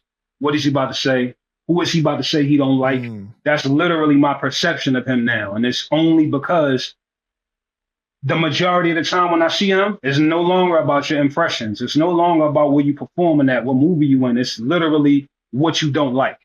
And I don't get into that. I don't care who nobody don't like. Do what we want to see you do, bro. We want to see you be funny. Yeah, because he's a comedian, bro, and a great one too. A lot of people are fans of him, of his stand-ups and everything. Like some of my favorite stand-ups are his. Right. Um, but I think that we in this situation now where content has become king, and you see a lot of people getting paid to do interviews, and I think that there's a shift in the culture almost. My OG Ice T told me something. What we were gonna do I had the green light to do an interview on Vlad TV one time, and it was gonna be me and Ice T doing a sit down, and Ice just gave me some game. He said, "Yo, just keep this in mind. You could do an interview with anybody." He said, "But when you leave the interview or when the interview is done, you have nothing to do with how they word the interview. You have nothing to do with how they're going to spin the interview." And he let me know, like, yo, you can have the most glowing, friendly interview ever. He said, but as soon as you leave, that headline could change your career. Like the next headline could read, Panda Chop says, fuck the entire music industry. And that's not what you said. Right. And it's like, you just got to be careful. So this is why I don't do everybody's interview. If I don't think you're trustworthy, if I think you might spin anything I said, I'm never going to grace your camera at all. That's a good point, man. To bring it back to Aries though, I felt like the acting, I could see a little bit more of like his criticism of Ice Cube, but when he said not even about the music side of it though, like the rapping, that's when you knew it was bugging. He was bugging. Like, okay, you don't like the acting. If you're going to sit here and act like Ice Cube don't have no legendary music, come on, bro. You clearly just don't like him. Yeah, because I mean, come on, like NWA, Death Certificate, like just like all these different things, West Side Connection, like it was just wow, bro. Like, you know what I'm saying? Like, we're not saying It's you gotta crazy. be your favorite rapper, but like, wow, like to not give any props in that way was just crazy. Yeah. Listen, even the people that you don't like, you can find something that you respect. So I think, again, you just start to look at people like Aries when they say stuff like them. Maybe you really just don't like people. Like I'm starting to feel like certain times when people get on camera, it's not even opinions. They're just letting you know, I don't like such and such. And I think that's what interviews are turning into. I don't like these people. Yeah, man. And for a Cube though, bro, like for somebody to come from hip hop and to get their son to become, another successful person and not involved in any bullshit, Right. legal or the streets or something like that, you got to commend that, right? But to get for him to start his own basketball league, black owned, Crazy. like, you know what I'm Crazy. saying? Like these different things, you got to clap it up for that, bro. And you didn't mention none of that. Like I didn't see him mention none. Like only thing I heard him do was the classic, well, he's a legend. I give him props for being a legend. It's like, nah, you really not. You kind of just softening the blow for all of the foul shit you're about to say. Right. Like you say the nice thing first, like, I love you, but you a Yeah, fucking asshole. yeah, like, bro, just say you don't like them. Just that's all. Say you don't like them. We would feel better. So since our last interview, you were in the process of possibly signing a major deal, but you decided against it. What happened with Yeah. this? Um, Make a long story short as possible. I've entertained so many record deals over the years, man. But as of recent, shout out to Busta Rhymes. Me and him were gonna do a situation. Not to say we will never do business because anything is possible in the future, but right now or at that moment, I was just thinking like, yo, if I sign with somebody who is signing me for more of the Leatherface, more of the kill your mother, I got a million guns and I shoot everybody. If they're signing you for that, you're going to be held to that. And for me, my life is changing. My musical content is changing. I don't want to be held to the standard of being Leatherface 24 hours a day, or to this contract is over, I have to be the rapper killer guy. And it's like, I'm enjoying buying fly clothes. I'm enjoying talking about what I'm doing. I'm enjoying talking about what I'm cooking, where I'm going, the ladies I'm dating. That's where I'm headed to musically. And my last project that I put out is called It Feels Good to Win. That's what that project was about. And it was my most successful project to date. So if I sign with somebody like a Busta Rhymes or anybody that's more on the street side of hip hop, it would limit my outreach as far as what I can do. And I'm an artist. I like to do all types of things with my music. I might talk about politics. I might talk about intellectual shit, reflective things. But make a long story short, once you sign to anybody, you have to be the brand that they sign you for. And I didn't want to continuously be locked in to being Leatherface for the next 3 to 5 years. I think independent does match your personality more, right? Because you can do what you want. Like if you were signed to like a major, you wouldn't be able to be putting out an album every month like you're doing right now. No, not at all. That's the type of stuff that I'm doing and understanding. Like, yo, it's feeling good doing what I'm doing, to drop when I want to drop, work with who I want to work with. And like you said, every time that I've been about to sign with somebody, the very first conversations is, well, as soon as you sign, you can't do this. As soon as you sign, you got to stop this. As soon as you sign, we're going to need you to just do this.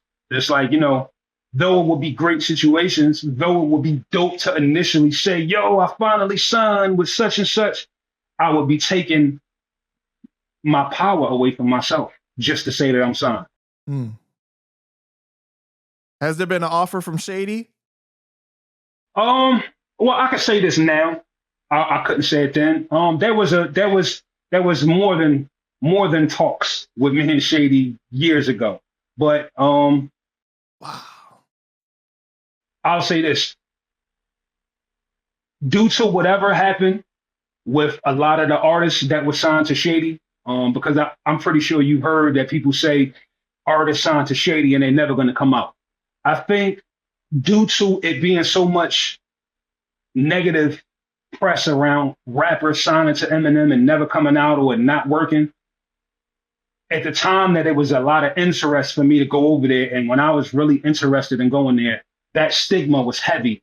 Like, yo, if you go over there, you're never coming out. That's like signing a Dre. When is the detox coming? So it was like, I think it worked out for the best because I don't know what's going on in Shady right now. But like we saying with Busta Rhymes and me signing with anybody, that would halt my career and it would make me have to wait on that situation. So I would never want to have to wait on nobody.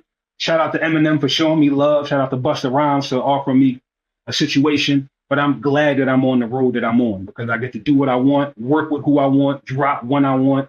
And most importantly, my bank account says I'm happy with what I'm doing right now. Right, man, for sure.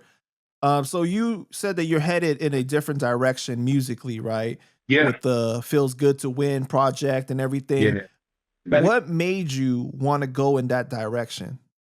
So I study music, just the music scene, period. Like I study all types of artists from people like Nas to people like Russ to people like an independent cat you probably never heard of named Nick D. All types of music I study, and I study how they're putting out music.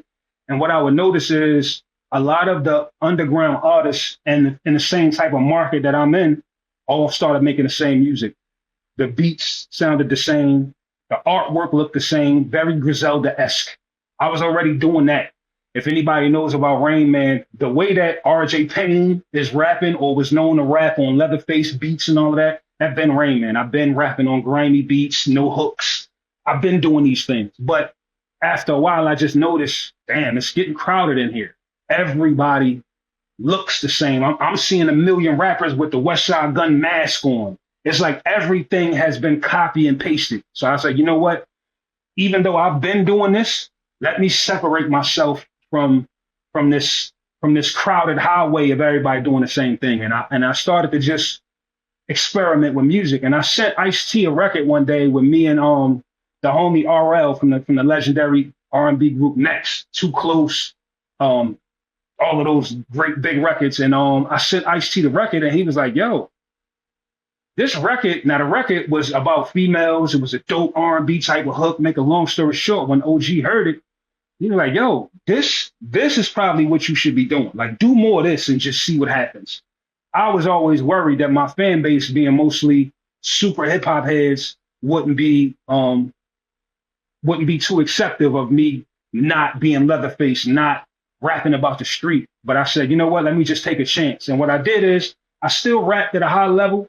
I just started picking production that was more acceptable to people that didn't have to be hip hop heads. More game that I got from Ice-T. Say, yo, your music is already dope. You can rap, but start picking beats that regular people like, that people that's not your fan would just love the beat. And when I did that, my numbers went through the roof. I did over 100,000 streams in the first 6 days of my newest project release with no promo of it in my IG. And that was just the clue in that, yo, my fans are receptive to whatever I do as long as it's dope. So that gave me the courage to go more in that direction. And now that I know that my fans are with it, I'm going full speed ahead into that direction. Now I'm still indulge in the Leatherface and all of that, but I'll do that in collabs. So you got a collab album with me and Eric Sermon coming in the future. You got a collab album with me and Method Man. You got a collab album with me and Rockness Monster from the legendary Helter Skelter Boot Camp Click. Rest in peace to Sean Price. You're going to see a lot of those when it's time for me to rap. But for my personal branding, it's going to be all about being reflective, soulful, over soulful beats with samples and just grown fly talk with just adult concepts and bars still, but just more adult. So yeah, that's where we going in the future. That's dope, man. And you about to release the third one soon of It Feels Good to Win? Well, no, this the second one. It's just this will be my what we're going into. This will probably be my 10th release for the year. About to come up. Yeah, I've been dropping left and right, man. So yeah, that'll drop the 29th of this month. So yeah. And that's it's not part 2, but it's basically the follow-up of the new sound. Got you. Okay. And for you though, like with the rapping, the change and everything like that, are you feeling like you're rapping with more substance now, or like what is the difference to you? Well, I think it's just I'm rapping still at a high level that my fans appreciated. The same type of bars that made Eminem like, yo, he's one of my favorites.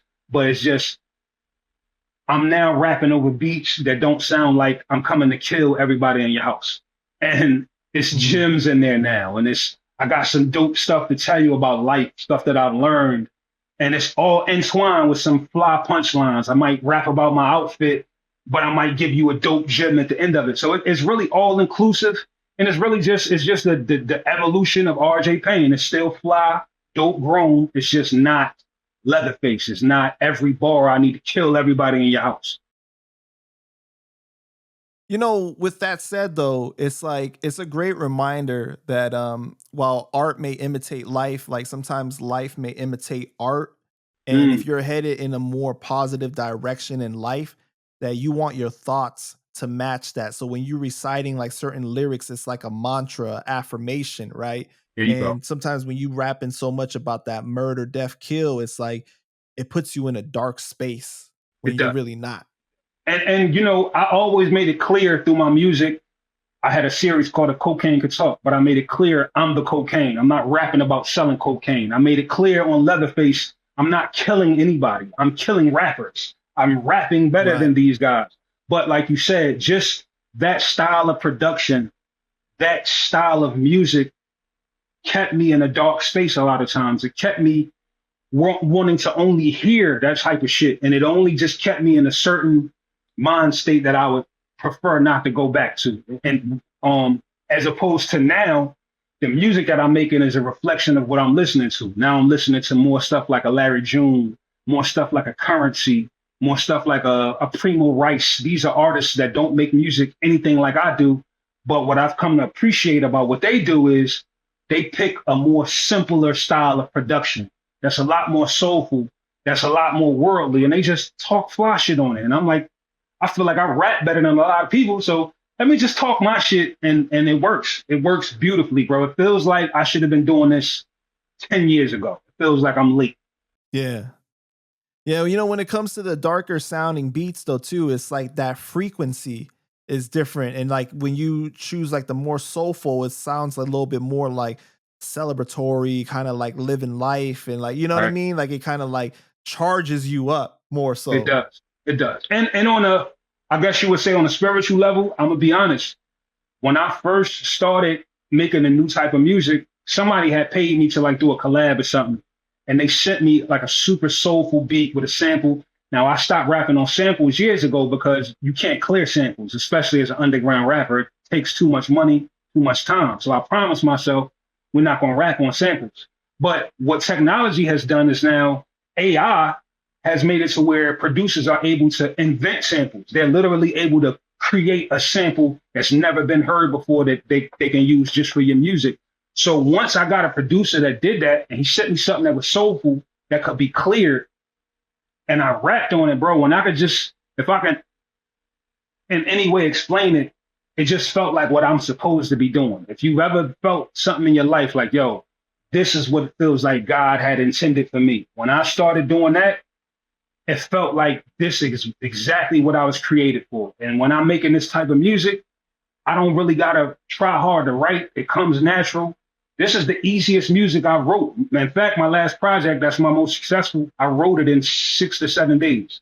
My newest project, I wrote it in 6 to 7 days. So it's like I'm noticing when you're writing about your current life, the things you're currently going through, you're currently thinking about, you don't get writer's block because you're just writing your reality. Yeah, man. And I think that it's really important that what you're talking about at the end of the day is like you're following your intuition. You know, Yeah, that gut feeling, yeah. it's never wrong. It won't lead you the wrong way, bro, if you really listen, right? And you know that this is the path that you're supposed to be going. So, man, that's amazing that you really found that. Thank So, I saw you posted on Twitter for years. I just rapped on whatever dope beat I could find from whatever producer. Now that you. I've successfully curated a new sound for myself, I understand that I can only work with a select few. Hey, ironic because I never thought I would say something like that. I was the cat that was happy to get beats from any producer. I made my career off of working with producers that you might not know that just had incredible production. But like we said, once I figured out kind of what my soul wants to do, like what I feel attached to, I realized every producer can't make this type of production.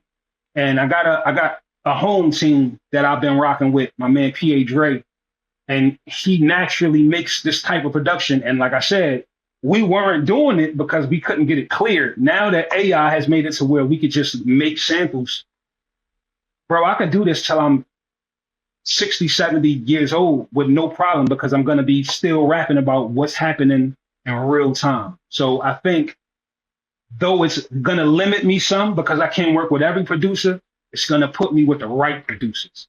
So it's like if you got Yeah. soul and you can really make musical beats and not a Griselda ripoff or not this guy ripoff, if you can give me some soul, we can work. What would you say your biggest criticisms that you tend to receive online as an artist? I don't get criticism anymore. I think because I'm one of the people that I believe if you listen to the people that you call haters sometime, they'll tell you exactly what you need to fix if you're listening. And I would notice, I think I haven't got these type of critiques that I'm about to tell you probably for a few years now, but I used to get like, yo, he's too aggressive. Yo, why is he seeming like he's yelling? Though it garnered me so much attention and love, it gave me a few people that I would call haters back then. But then I started thinking, what if they not hating? What if these people like me, like my music, but they can't get with it because it is a little too aggressive? So I said, let me start pulling back. And then I just started matching the critiques in real time. Like what they say I can't do or what they say I should do more of, let me do it. And the more I started to check off those lists, the more I would see, ain't nobody got nothing to say now. Then you could see who's really hating because it goes from, I don't like that he's always aggressive to, man, I just don't like him. And it was like, yeah, you see the improvement.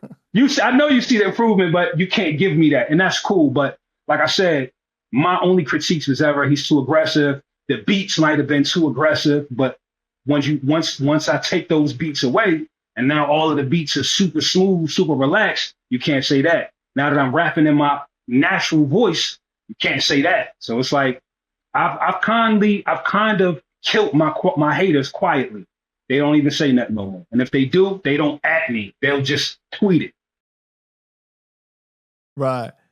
And you started to make music that is like more suitable in all different types of environments now. Right. I didn't know that until I would hear comments that I didn't care for sometimes. Like people would say stuff like, yo, I love your music in the gym. But I think so much about things. I would be like, that's kind of an insult. Like, you can only listen to me in the gym, even though they didn't mean it that way. I instantly was thinking, what can I do differently to make you listen to me outside of the gym? And that's when I figured out for them to listen to me outside of the gym, you got to give them something to take outside of the gym. You can't give them Leatherface on every project and think they're going to vibe with it. And once I switched it up, I had people like, yo, I can play this with my child. I could play this with my baby mom in the car, my mom in the car. Nobody's saying, what the hell is that? Who's that? So it's just like, again, if you listen in real time, people will tell you how you can make your brand better. I was just smart enough to start listening. Yeah, man. And I think that the new direction, a lot of people can relate to your music a lot more because of that.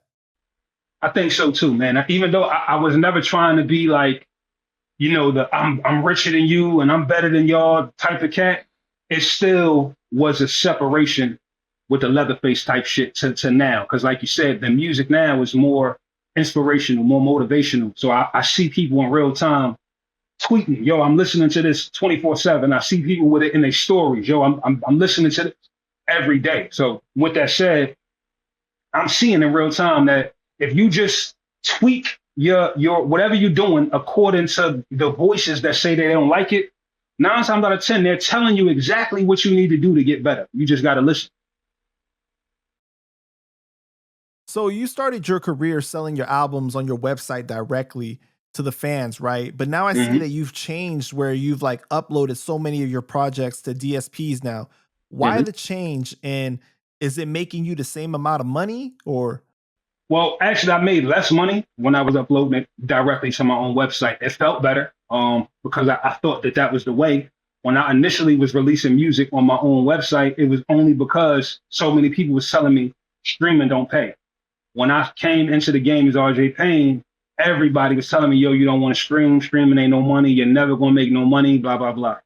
I only entertained streaming because every time I was going to sign a record deal, being as though I had such a large catalog for sale on my website, all of the labels would be like, yo, by the way, we can't finish this deal until you give us this. By the way, we want to finish the deal, but we need this, which was always my catalog. And I always said no.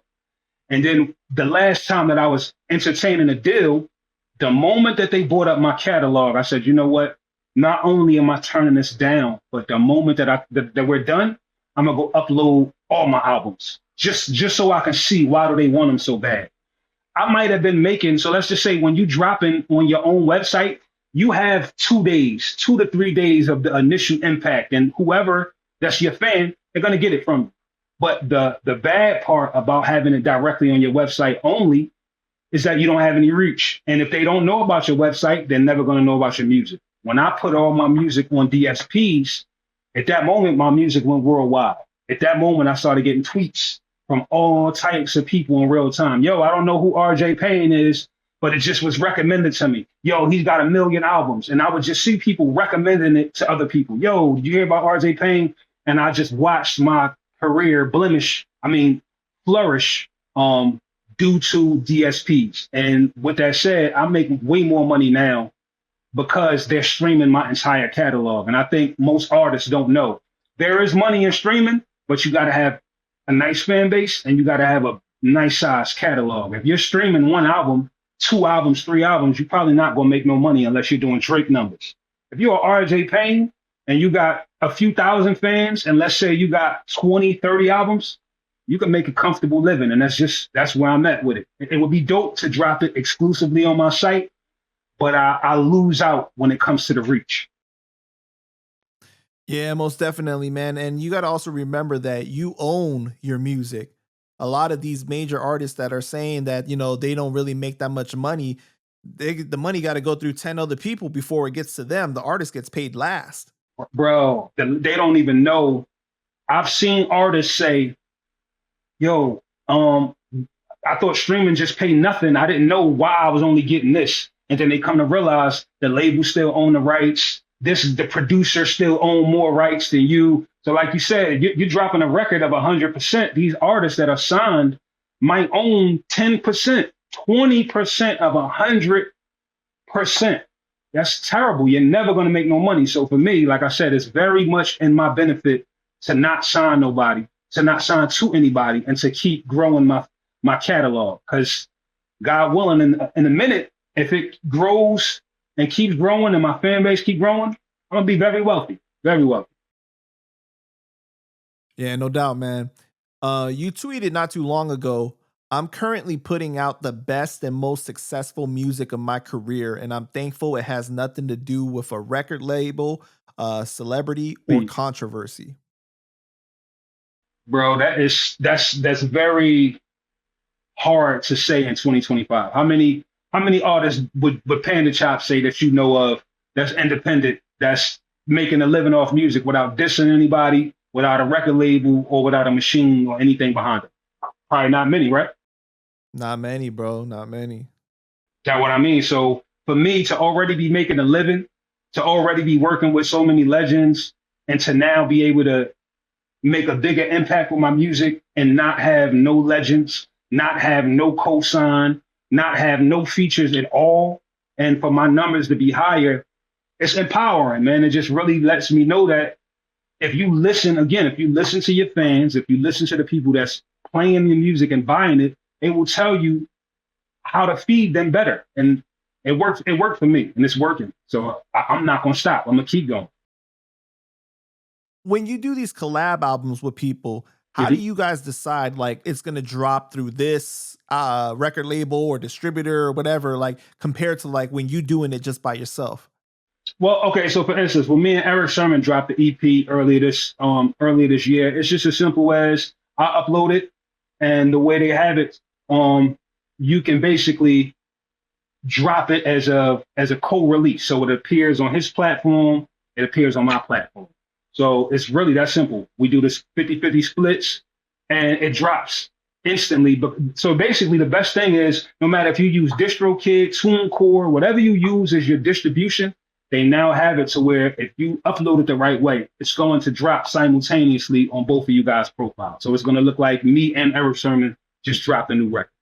But what about the record label part? Because some of these people, they in deals and stuff, right? Well, none of the people that I do the music with are signed. Like, that's just I don't know if it's been lucky, but yeah, all of the people that I've managed to work with, legends or any of them. Well, I'll say this. I actually didn't think about this. So to answer your question, what DistroKid does, for instance, because that's who I have, when I do a record with like a Method Man or Ice-T or Bun B, they have it to where you could just get that artist to go to from their Twitter account and to DM DistroKid's Twitter and just say, hey, this is Method Man. I approve RJ Payne to drop such and such. And that's it. Mm. So it's not even about the label. Maybe if it was a Drake or something like that, where it's like, yo, the label really controls the artist, probably. But when it's artists that are more Right. like the legends in control, it's just as simple as them sending the company a DM. That's it. So then you also tweeted, it's crazy that when I was touring, doing a bunch of interviews and hanging with celebrities, not only was I making less money, my music didn't have as much reach. Now that I'm focused strictly on the music and my fans, my numbers are higher than they've ever been before. Yeah. Unfortunately, I was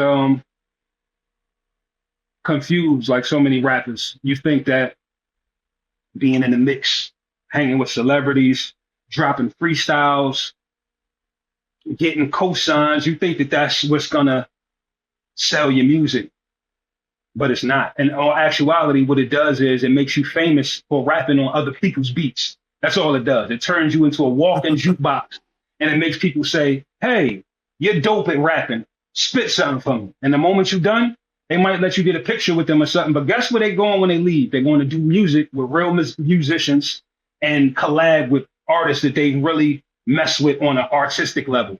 And I just wanted to make sure I'm the artist, not the entertainment. So I just prided myself on making sure that I focused on selling my music, not hanging with celebrities, not showing you, yes, I'm with all of these big legends every day. And then when I put out the album, nobody cares. I've seen that happen so many times. And I've seen in real time, the moment that I stopped dropping every project with a cosign and I just focused on the people, my numbers went up. So it's like, I'll still do something with, some of my legendary homies and something in the future, but it's just good to know that when it comes to my music, all I got to do is feed my fans and they're going to be there for me. It goes to show you that a cosign only goes so far, right? Like you being around all these celebrities and taking pictures, it gets you noticed. But at some point, it's like, okay, what now? What's going to leave the lasting impression? And that has to be the music. Right. Because they don't care. After they see you standing next to Jay-Z and Nas, they don't want to hear your music. But what the algorithm and the likes and all of that does is make you feel like, oh shit, now they want to hear me with Jay and Nas. No, they love Jay and Nas, and they was kind of cool that you were in the picture. They don't really care about nothing you got going on. And that's the reality. And dog, that would hurt my heart sometimes. I'm in the studio with me and whoever, me and Lloyd Banks. It would be 5,000 likes. The moment I say, all right, now here's my solo song, 500 likes, 1,000 likes. I'm like, damn, where's the love you just had that was because I was standing next to, got you. So let me just figure out a way to feed y'all. And the moment that I figured out, you have to focus on the people buying the music. That's the cheat code. All of the extra shit, that's just noise. Yeah, it's true, man. Focus on the people that really fuck with you. That's it. Was that something that you struggled with before, as far as like when you got the attention? Was it like gassing you up to like, man, like I'm really on my shit now, I'm really somebody? Or like you just always had it in perspective, like don't let this shit get to your head? No, it didn't gas me up, but it gave me a false sense that we were friends. It did. It 100% made me feel like everybody that I was in a picture with, once we talked on the phone, once we hung out, because we smoked the blunt, because we had a drink, I thought we were cool. And then you start to understand that that's a lot of these people, you're cool long as they feel as though you're getting a certain amount of traction, long as they feel as though you're getting a certain amount of publicity. Yeah, they're your guy then. But when they feel like you're getting a little cold, they don't really answer them phones the same way. They kind of switch up. And for me, I always had so many extremes. Eminem shouting me out one day, I'm dropping something independent quietly the next. I'm doing a song with Bun B this day. I'm doing a song with a rapper you never heard of this next day. So I would see in real time the gravitation towards me, and then I don't know who is he with? Who's he signing to? And that just got old to me really fast. So I just started to just be like, okay, who's showing me love no matter what? My fans. A few celebrities, but who's rocking with me every day? My fans. And that's all I want to rock with, bro, is my fans. That celebrity shit is cool, but the fans keep the lights on. Have you had a lot of those experiences where you're like, at a celebrity party or whatever, and everybody's like, "Yo, let's work, whatever," and all of a sudden, like the next time you try to call, whatever, like they not picking up, like to do the work or anything like that. Like it was just for the Yeah, moment. yeah, yeah. I won't name a rapper, but it's definitely a rapper that super cool with the rapper. We was super cool. We never had any issue. Um, and this is just a rapper. This is not a record label, none of that. This is just a random rapper. We had worked together numerous times, and I think I don't remember what year this was. This was years ago though. And I think I reached out to the rapper, like, yo, man, yo, what's up with this next collab I'm about to drop? You know, regular same conversation that we would normally have. And this day, the conversation wasn't the regular conversation. Like, you know how if I hit you up, hey, what's going on, Payne? You hit me up. What's going on, Panda? Imagine you DM me and I'm like, what can I do for you? You're gonna be like, huh? Damn. Right. Like, you all right, bro? And that's how the conversation was with this rapper. It was like, so what's up? What you need? And it was like, nothing, bro. I just I was saying, could we do this collab? It was like, yeah, well, I'll get back to you. I'll let you know. And it was just like, okay, I don't know what's up with this energy. This is kind of weird. And that was my last time that I reached out to a rapper like that, because it just rubbed me the wrong way, because I didn't even know what happened. I figured it out later. It just was a case of, at that moment, that rapper felt like they were bigger than I was. And pause. But at that moment, the rapper was like, I'm popping probably a little bit more than you are, and I don't need you. And that lesson stuck with me. Like, oh, okay. So when people feel like you're above them, they'll do whatever. When they feel like they got a one up on you, they might not want to work with you. And that's just weird for me. Bro, you know what's so funny is that after our first interview, I had hit up a rapper. I'm not gonna say the name, Okay. and it was like they saw that the drop and everything with you and whatever. They was like, "Oh yeah, let's do an interview." Yeah, yeah, you know what I mean? And like, and then they end up canceling. And then the next time I hit him up, like, "Yo, let's reschedule, whatever." Like, just left me on scene and everything like that. But it's so funny because it's like the same thing. You know what I mean? Like it's like people become prisoners of the moment. Yes. Almost like, yeah, Yes. you know what I mean? I see you, you close to so-and-so or whatever, let's do it. And then next thing you know, like people change their minds or they feel different a different day, man. That's why I learned to just keep my celebrity relationships to myself. Whatever I got going on, big news, I just keep it to myself, because when you start exposing things, like I seen you doing interviews over there on that other channel that's super dope, but it's a Cam Capone, if I'm not mistaken. Yeah, uh-huh. Now watch how many people, when they really understand, oh, that's Panda Shop. Watch how many people double back to you, and it's gonna bug you out. Like, nah, I'm kind of cool. I don't want to. Now that I guess now I'm cool enough for you to rock with me. Yeah, it's a headache, bro. But I heard that, some people say like you shouldn't feel that way. Like that, like when they turned you down, you was at a certain level, and then now you up to a higher level, so it makes you more worthy to work with or whatever, you know what I mean, that you shouldn't feel salty about that. Well, how do you feel about that? I think it's up to you how you feel, but I'll say this. Mm-hmm. All of the celebrities that I met, the biggest celebrities were the nicest people. People like Eminem, people like Ice-T, people like Bun B, just the biggest legends that you could think of are the nicest people. They don't switch up. They are who they are. You know who switch up the most? You know who acts funny the most? The people that want to be celebrities. That's why I say this game is just weird, bro. Figure out who your clan is, figure out who your audience is, and please them. Keep everything else to yourself, man, because people will switch up on you one day to the next. Damn. So you must have had like situations where you had real conversations with some of these people and you thought like, yo, like we shared like kind of like a moment where we talked about some real shit, thinking that they a real dude. Next thing you know, you see that it wasn't real at all.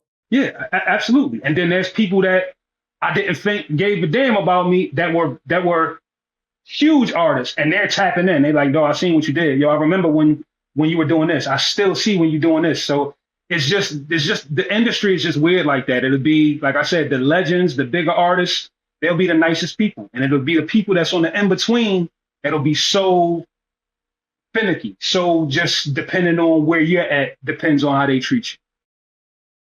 Right. So you know what's crazy is that I tried to look up your most recent interview, and that was our interview.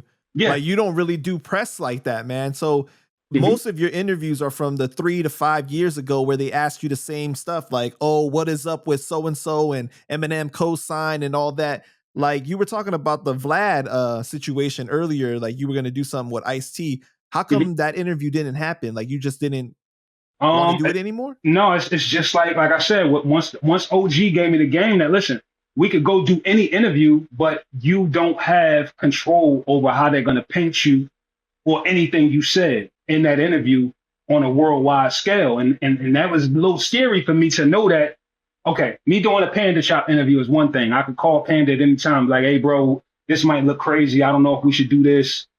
Or vice versa. You might say, Payne, I don't know if we should talk about this. But when it comes to like a Vlad TV or a really big platform, if you said something that was crazy or if they made you look crazy, they ain't taking that down. They're not your friend. They don't care how you look. They want that look of that post. And if they gotta cut ties with you to be able to post that, they'll cut ties with you, long as they get that story out. And once I learned that, I'm not so in a rush to be on camera that I'm gonna sit in front of anybody's camera.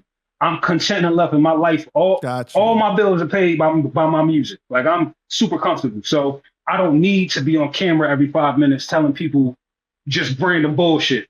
And I don't need to be commenting on stuff that don't have nothing to do with me. So if I don't have a real relationship with you or really respect your platform, I'm probably not gonna do it because I'm not doing it to pop shit. I'm doing it because I respect the platform. Do you think that there's been a shift in this era of people and artists being focused more on the content and interviews over the music? That goes into exactly what I'm saying now. I see artists get interviewed, and the entire interviews nothing to do with the artist. I've seen artists do interviews, and every conversation is about the artist that they know. It's about who they had beef with. It's about what they did in the street. It's nothing to do with their music, what they're currently dropping, what they're currently working on. And I think that that's what's terrible about media now because you're allowed to interview people and don't care anything about the people that you're interviewing. I hate that part about where media is now. Shout out to you, people like Art of Dialogue. There's a few people that still have real dope conversations, but it's a lot of these platforms, man, that don't give a damn. They just want the headline, and that's what I'm not a fan of. Yeah, man, it's true. We're definitely in a era where it's like the most salacious, crazy content is what really gets attention, and the stuff about like real life stuff and gems and everything like that, that where you acquire real information, right? Right, It's not valued the same. And I played a game a little bit. Of course, depending on the artist or the guests and stuff like that, if right, they want to talk about the salacious stuff, then yeah. But like, I'm not going into that mindset with every single interview. Like, I know what kind of time you on, Payne, and like, I'm not pushing you to talk crazy or or right. even like title your interview clips like crazy like that. It's like I know what I'm more in tune with people's brands of like, okay, if you the outspoken one, then you won't mind this. You don't care. You want Right, this. You know what I'm right, saying? right. And if you just really focus more on your career and your music, then we can have an intellectual conversation about all this other stuff, Yeah, But I I know can't that a stand lot of that. these, yeah, a lot of these platforms is focused purely just on that clickbait kind of thing. So it's tough, man. It's really Oh tough. man, that's my favorite. That the questions that I will not answer no more. That's what those are.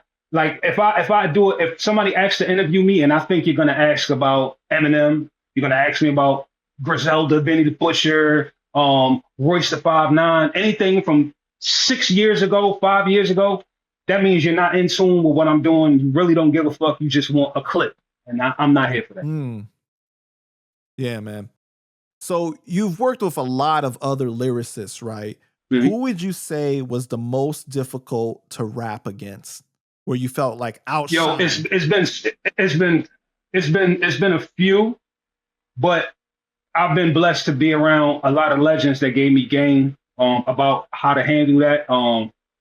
Most notably Denon Porter from D12. D12.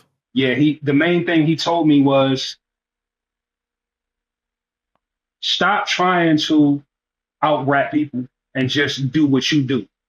And once he told me, it took a minute for me to get it because I kind of thought, you always think people are hating on you when they try to take you out of your comfort zone. But then it just hit me one day like, damn, we can't make the best song possible if we're all trying to outdo each other because you're not doing what your fans are fans of. I'm not doing what my fans are a fan of. So I just learned to do me. And once I learned to do me, I didn't have that pressure. But the last time that I felt that way was Corey Guns. I got this record called Hell's Fury, man. And it's me, Rod Digger, Corey K. Guns, Slay. rest in peace, K. Slay, Royce. First of all, when I got everybody's verse back, each verse, I was more like, what the fuck am I supposed to do with this? This is getting out of hand. First, Rod Digger verse was like, all right, first of all, she's killing it, and then it's a girl. So it's that extra thing of not only is she killing it, she's gonna get more love than you because she's a female and she's a legend. So you better try to kill her. And then here go Royce going crazy. But then when I got Corey verse, bro, I turned my radio off. I turned the speaker off. I literally unplugged. I said, man, I'm done. I give up. I think I didn't write the verse. Once I heard Corey's verse, I didn't write my verse for like 2 days. I had to literally just unplug and come back to it, not listening to his verse. I had to just write my verse because up until that point, you went crazy on that record. Right. But up until that point, every feature that I got, I would write my verse once I got the verses back because I just knew I'm going to outdo whoever it is. But then I started to realize I'm putting an unneeded amount of pressure on myself when I'm only supposed to just rap. I'm not here to be more technical than Corey Guns. And I figured out those are the secrets. Because if you got somebody as technical as a Corey Guns, guess what you don't need me to do? Be more technical. You just need me to be me. And I think once I figured that out, that was the cheat code. Because you're not going to out-rap Corey Guns. You're not going to out-rap Eminem. You just got to do what you do. Speaking of Eminem, have you done the song with Eminem yet? No, man. M got a lot of respect for me. I got a lot of respect for him. We met one time, a long time ago, but no records, man. I will always be down for it. I think one of my dream collabs, I've never even said it. I'll say it on your platform first. One of my collabs that would probably push me the most, I would like to do a collab with me, Eminem, and Tech Nine. That would push my pen. Woo-hoo-hoo. That would make me probably rap better than I've ever rapped in my life. Oh my God, that would be crazy. You would have to come with that double time flow. Yeah. Sheesh. That's where I'm headed now. Wait, go ahead. You met M after the cosign? No, I met M before. Okay, so make a long story short, shout out to Bizarre. Bizarre from D12 always been a supporter of Philly hip hop. He found out about Rain Man early on. He found out about Reed Dallas. These were people that I was in a group with when I was a young cat. My man Eddie Morrison. They had a show as D12 in Atlantic City. This was early 2000s, and this is when D12 was the biggest shit on the planet. And Bizarre built a relationship with my guy Eddie Morris. Make a long story short, they invited us to Atlantic City. We had no clue Eminem was going to be there. We just went to meet Bizarre. Bizarre, who I have a dope relationship with to this day. So keep in mind, we just went there to meet Bizarre. And we're there. It's me. It's like we're literally standing side by side. Me, Reed Dallas, Eddie Morris.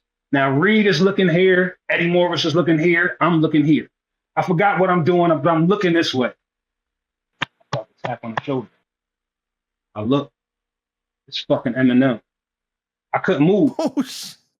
Couldn't move. On my life, I couldn't move. I was like, this is what I did, Panda. This is Reed's arm. I'm tapping Reed. Yo. Reed, turn around. Mind you, M is speaking. I still can't speak. I'm tapping Reed. Reed is turned around. Now me and Reed is just like this. Oh, shit. Now Reed tapped Eddie. It was like a movie. All three of us are just stuck. And M know it. He know he's him. But M is so cool. He like, yo, what's going on, man? And I don't know who said it. Like, yo, you know who we are or something? He's like, yeah. I think it was Bizarre. Somebody's like, yo, you know who they are? He's like, yeah, I know who they are. That's Rain Man. That's Reed Dollars and blah, blah, blah. He gave us that. And just as quick as Eminem walked up and gave us love, he walked away. No security. Blew my mind. I said, oh, this is the coolest dude. He gave everybody love. Let everybody know I know who you are. I'm a fan. And just walked off into the night. And that's how I met him. Super cool dude. Wow, so that's why that comment makes so much more sense now when he said you had a resurgence. There you go. That's because crazy. He knew who I was when I didn't know. I had no clue he knew who Rain Man was. So keep in mind, he's performing that night with Bizarre and them, and he does the song called Rain Man. So I'm already an Eminem fan. When I heard the song called Rain Man, you couldn't tell me it wasn't about me. I'm like, yo, somehow Eminem know who I am. Even though I was bugging, I'm like, yo, he's got to know, right? So now as he's performing it that night, and they're like, he starts the song, now let me hit you, say, Rain Man. Me, Eddie Morris, and Reed Dollars are looking at each other like, what the fuck? Is that me? What's happening? It wasn't about me. It had nothing to do with me, but it was just a coincidence. He's singing Rain Man. Rain Man's here. We just met each other. Super dope. So yeah, you're right. His memory is crazy. He knew exactly who I was, and he knew that Rain Man is RJ Payne. So M pays attention, bro. He pays a lot of attention. Wow, man. You know, to bring it back to what you were saying about like you can't be worried about being outshined on a song, right? Because then the song is gonna suffer. I remember Royce saying the same thing when he was working on the Slaughterhouse album. It's like it's gonna happen. You're gonna get outshined at one point or another. Everyone does, you know. Yes. But like you just can't focus on that. Yeah, because how about this? Your fans are still gonna say you rap better than whoever. Their fans are still gonna say they rap better than you. It's like a never-ending story. And at this point, I don't care. I just want to be on the song. Right. You know, I really would love to hear you on a song with the clips, man. I know you're trying to move away from that style a little bit, but I just think that the blending of your guys' vocals would be freaking dope. Crazy, man. No, like I said, I'm down for the collabs. It's just you're not going to get a whole album of RJ Payne killing shit, but features, right? I would love to work with the clips. I mean, I would say this: we're not far removed. I got a homie of mine from Philly, my man Sandman, and another homie of mine named Ab Lava, who were part of the Re-Up Gang with the clips. Oh, Re-Up Gang, yeah. Yeah, they actually just got back together. It's a lot of things in the pipeline. So it's funny that you say that. It might not be too strange to say in the future you could possibly see a RJ Payne Re-Up Gang record. It's possible. It's possible. Man, that would be crazy. Yo, weren't you going to do an album with Royce? What happened with that, man? Yo, you know, shout out to Royce. I'll say this is my fault. Years ago, when I made the tweet about me and Ransom at that time rapping better than everybody, that got Royce to jump in. That led to him and Lupe and Mickey Fax and just the whole fallout. And make a long story short, if you notice, since that happened, you haven't seen Royce. You haven't really heard no music from Royce, anything like that. I don't know. Unfortunate. I don't know if it soured his love for the business or anything like that, but from the time of that whole debacle, everything changed. A lot of us fell out of contact. I think it's still love, but I think shit just got awkward with him and Lupe, and then the big diss record from Mickey Fax. I think it just made everybody's relationship a bit awkward. And I'm be honest, none of us have talked. We just haven't talked since then. I'm pretty sure it's no beef. It's just, I don't know. For me, it's like, I don't even know what to say at this point because shit has been so weird. Like, imagine knowing that you put out a tweet just talking about how you feel about your talent, and that shit ends up having two legends fall out. No more podcasts, no more friendship, all because you tweeted something. And it's not your fault, but then like you're just kind of like a reminder of that bad time for somebody. You know there you go. So then like you kind of like, I see why you fell back. And I think that you did the respectful thing though, bro. But just the way that Royce is such a cool guy, I definitely don't think that like, it's any love lost. I'm pretty sure if I reach out to him, it'll always be love. But like I said, once you see people in real time that were friends before you were even in the picture, and they start beefing, taking shirts off, getting loud on camera, I say, No, you ain't yeah, have to hit him with that taking shirts yeah. off line. No, No, you ain't dog. have to hit him with that. Come on, man, Panda. That's when shit gets serious. We have never seen before that or since Lupe Fiasco come out his shirt. Like, it had to be serious for that. You know what I'm saying? It's like, damn, bro, I don't want to be the cause of no more that type of shit. I don't want to be in nothing like that ever again. Yeah. Well, at least he ain't pull out his katana blade, right? So, Bruh. Crazy. All right, man. Tell us something that you have never said in another interview before, like something that will really surprise people, like a fact about yourself or a story. I think the most surprising thing I could say to people is that I no longer have the urge to not only be Leatherface or rap super grimy anymore. I don't even listen to that type of music. Most people would definitely be surprised to know that. Matter of fact, I'm sure 95% of my fans, as they're watching this, is like, what?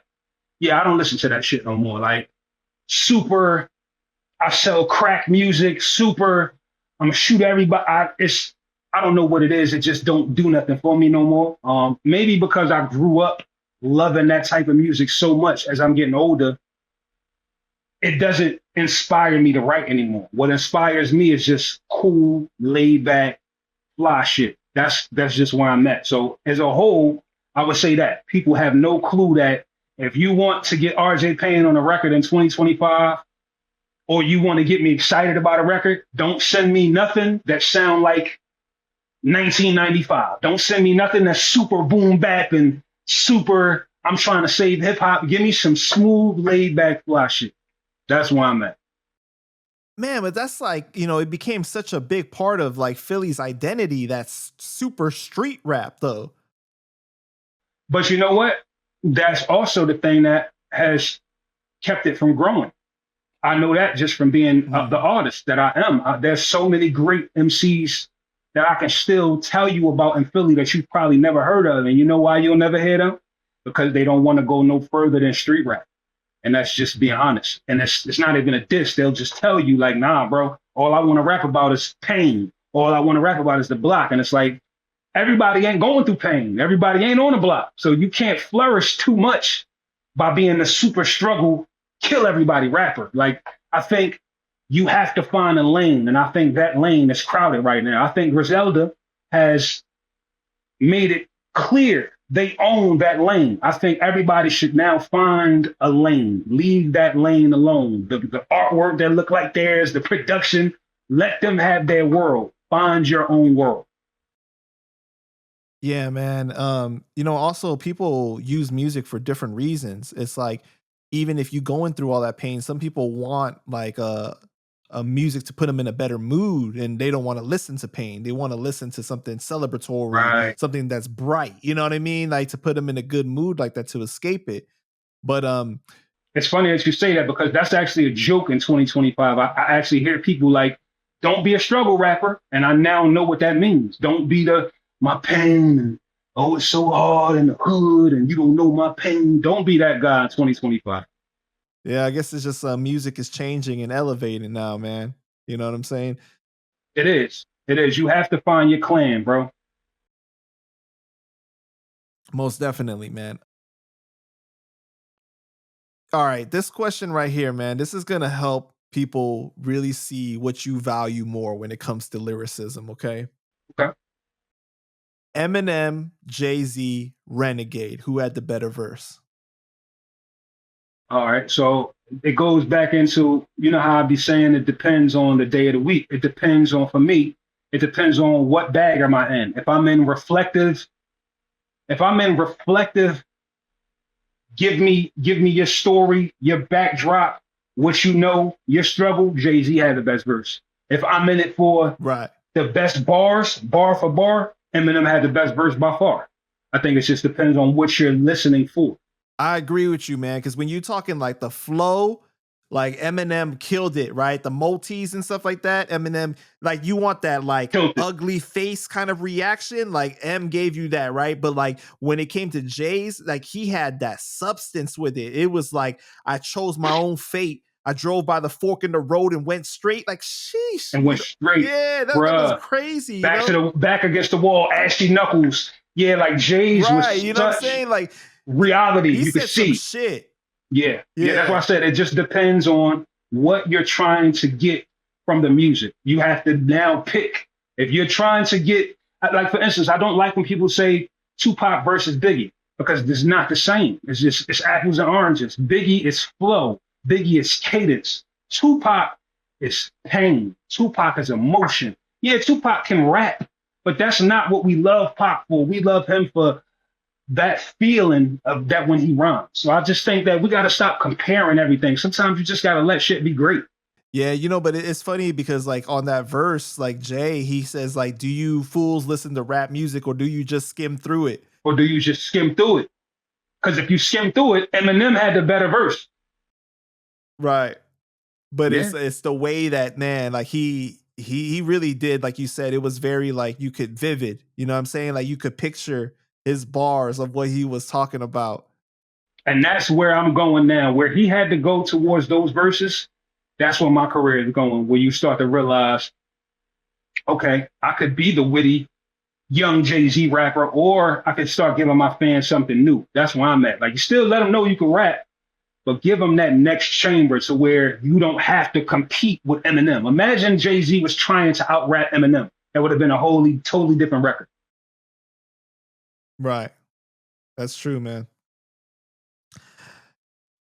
All right.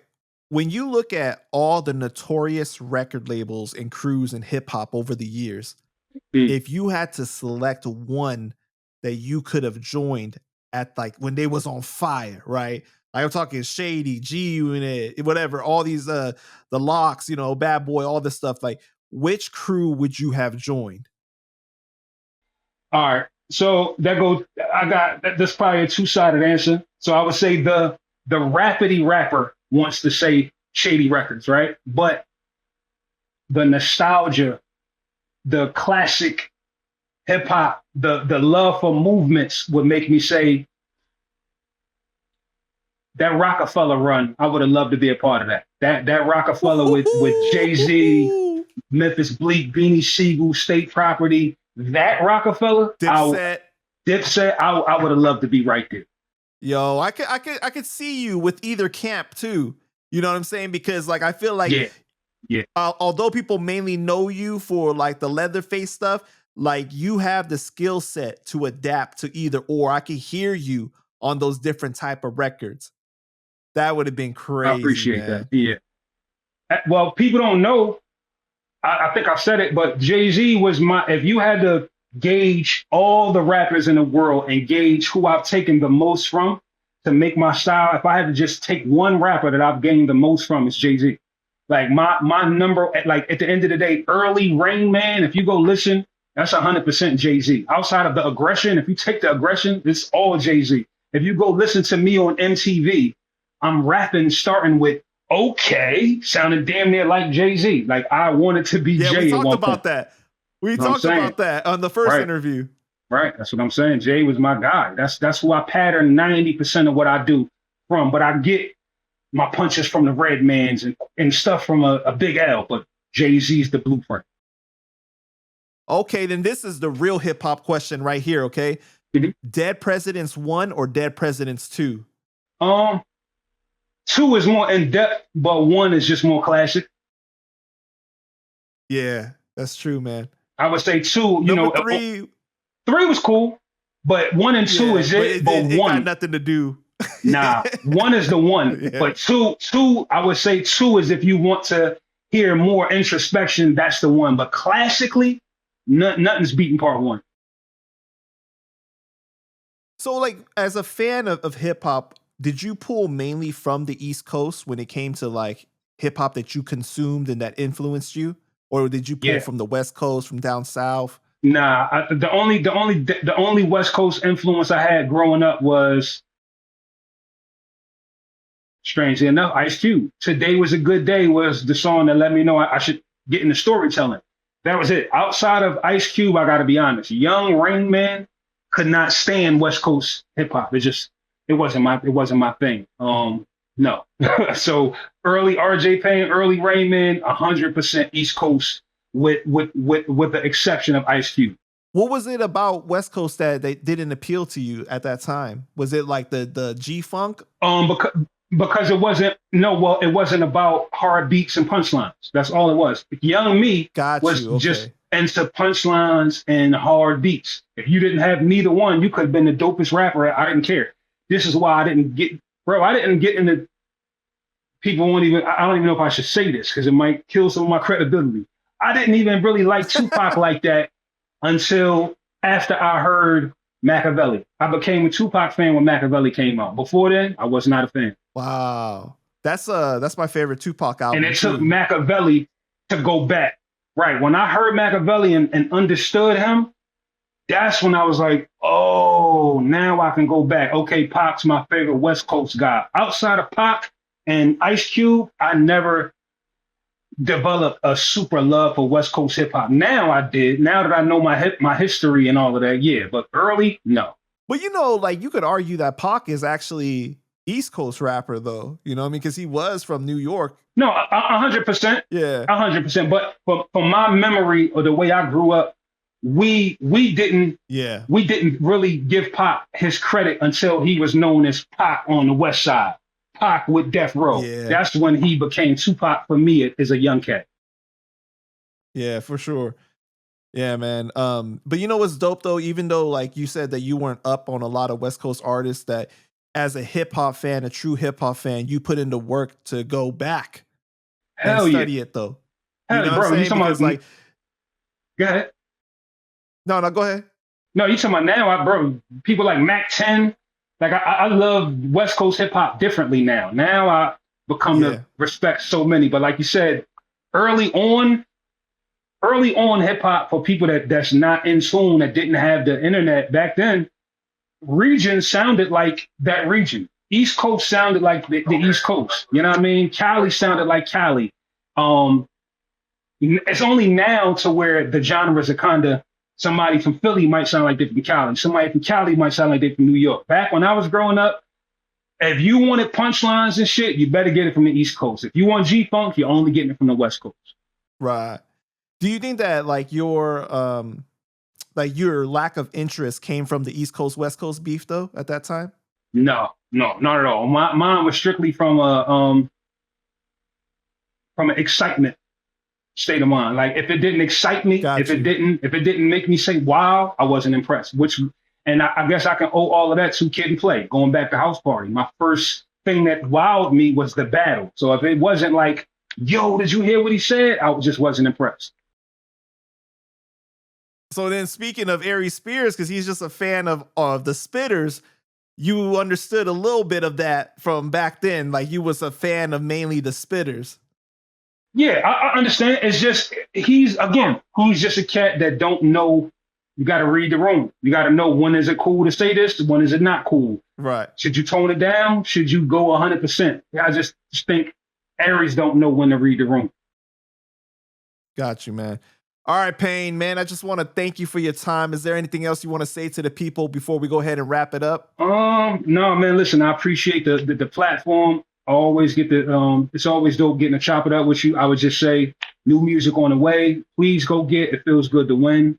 New project drops this month on the 29th. It's called Winning Ain't Enough. Just get ready for a bunch of fly, adult, grown-up music, man. That's it. I don't have nothing deep to say. I appreciate you, Panda. Dope interview.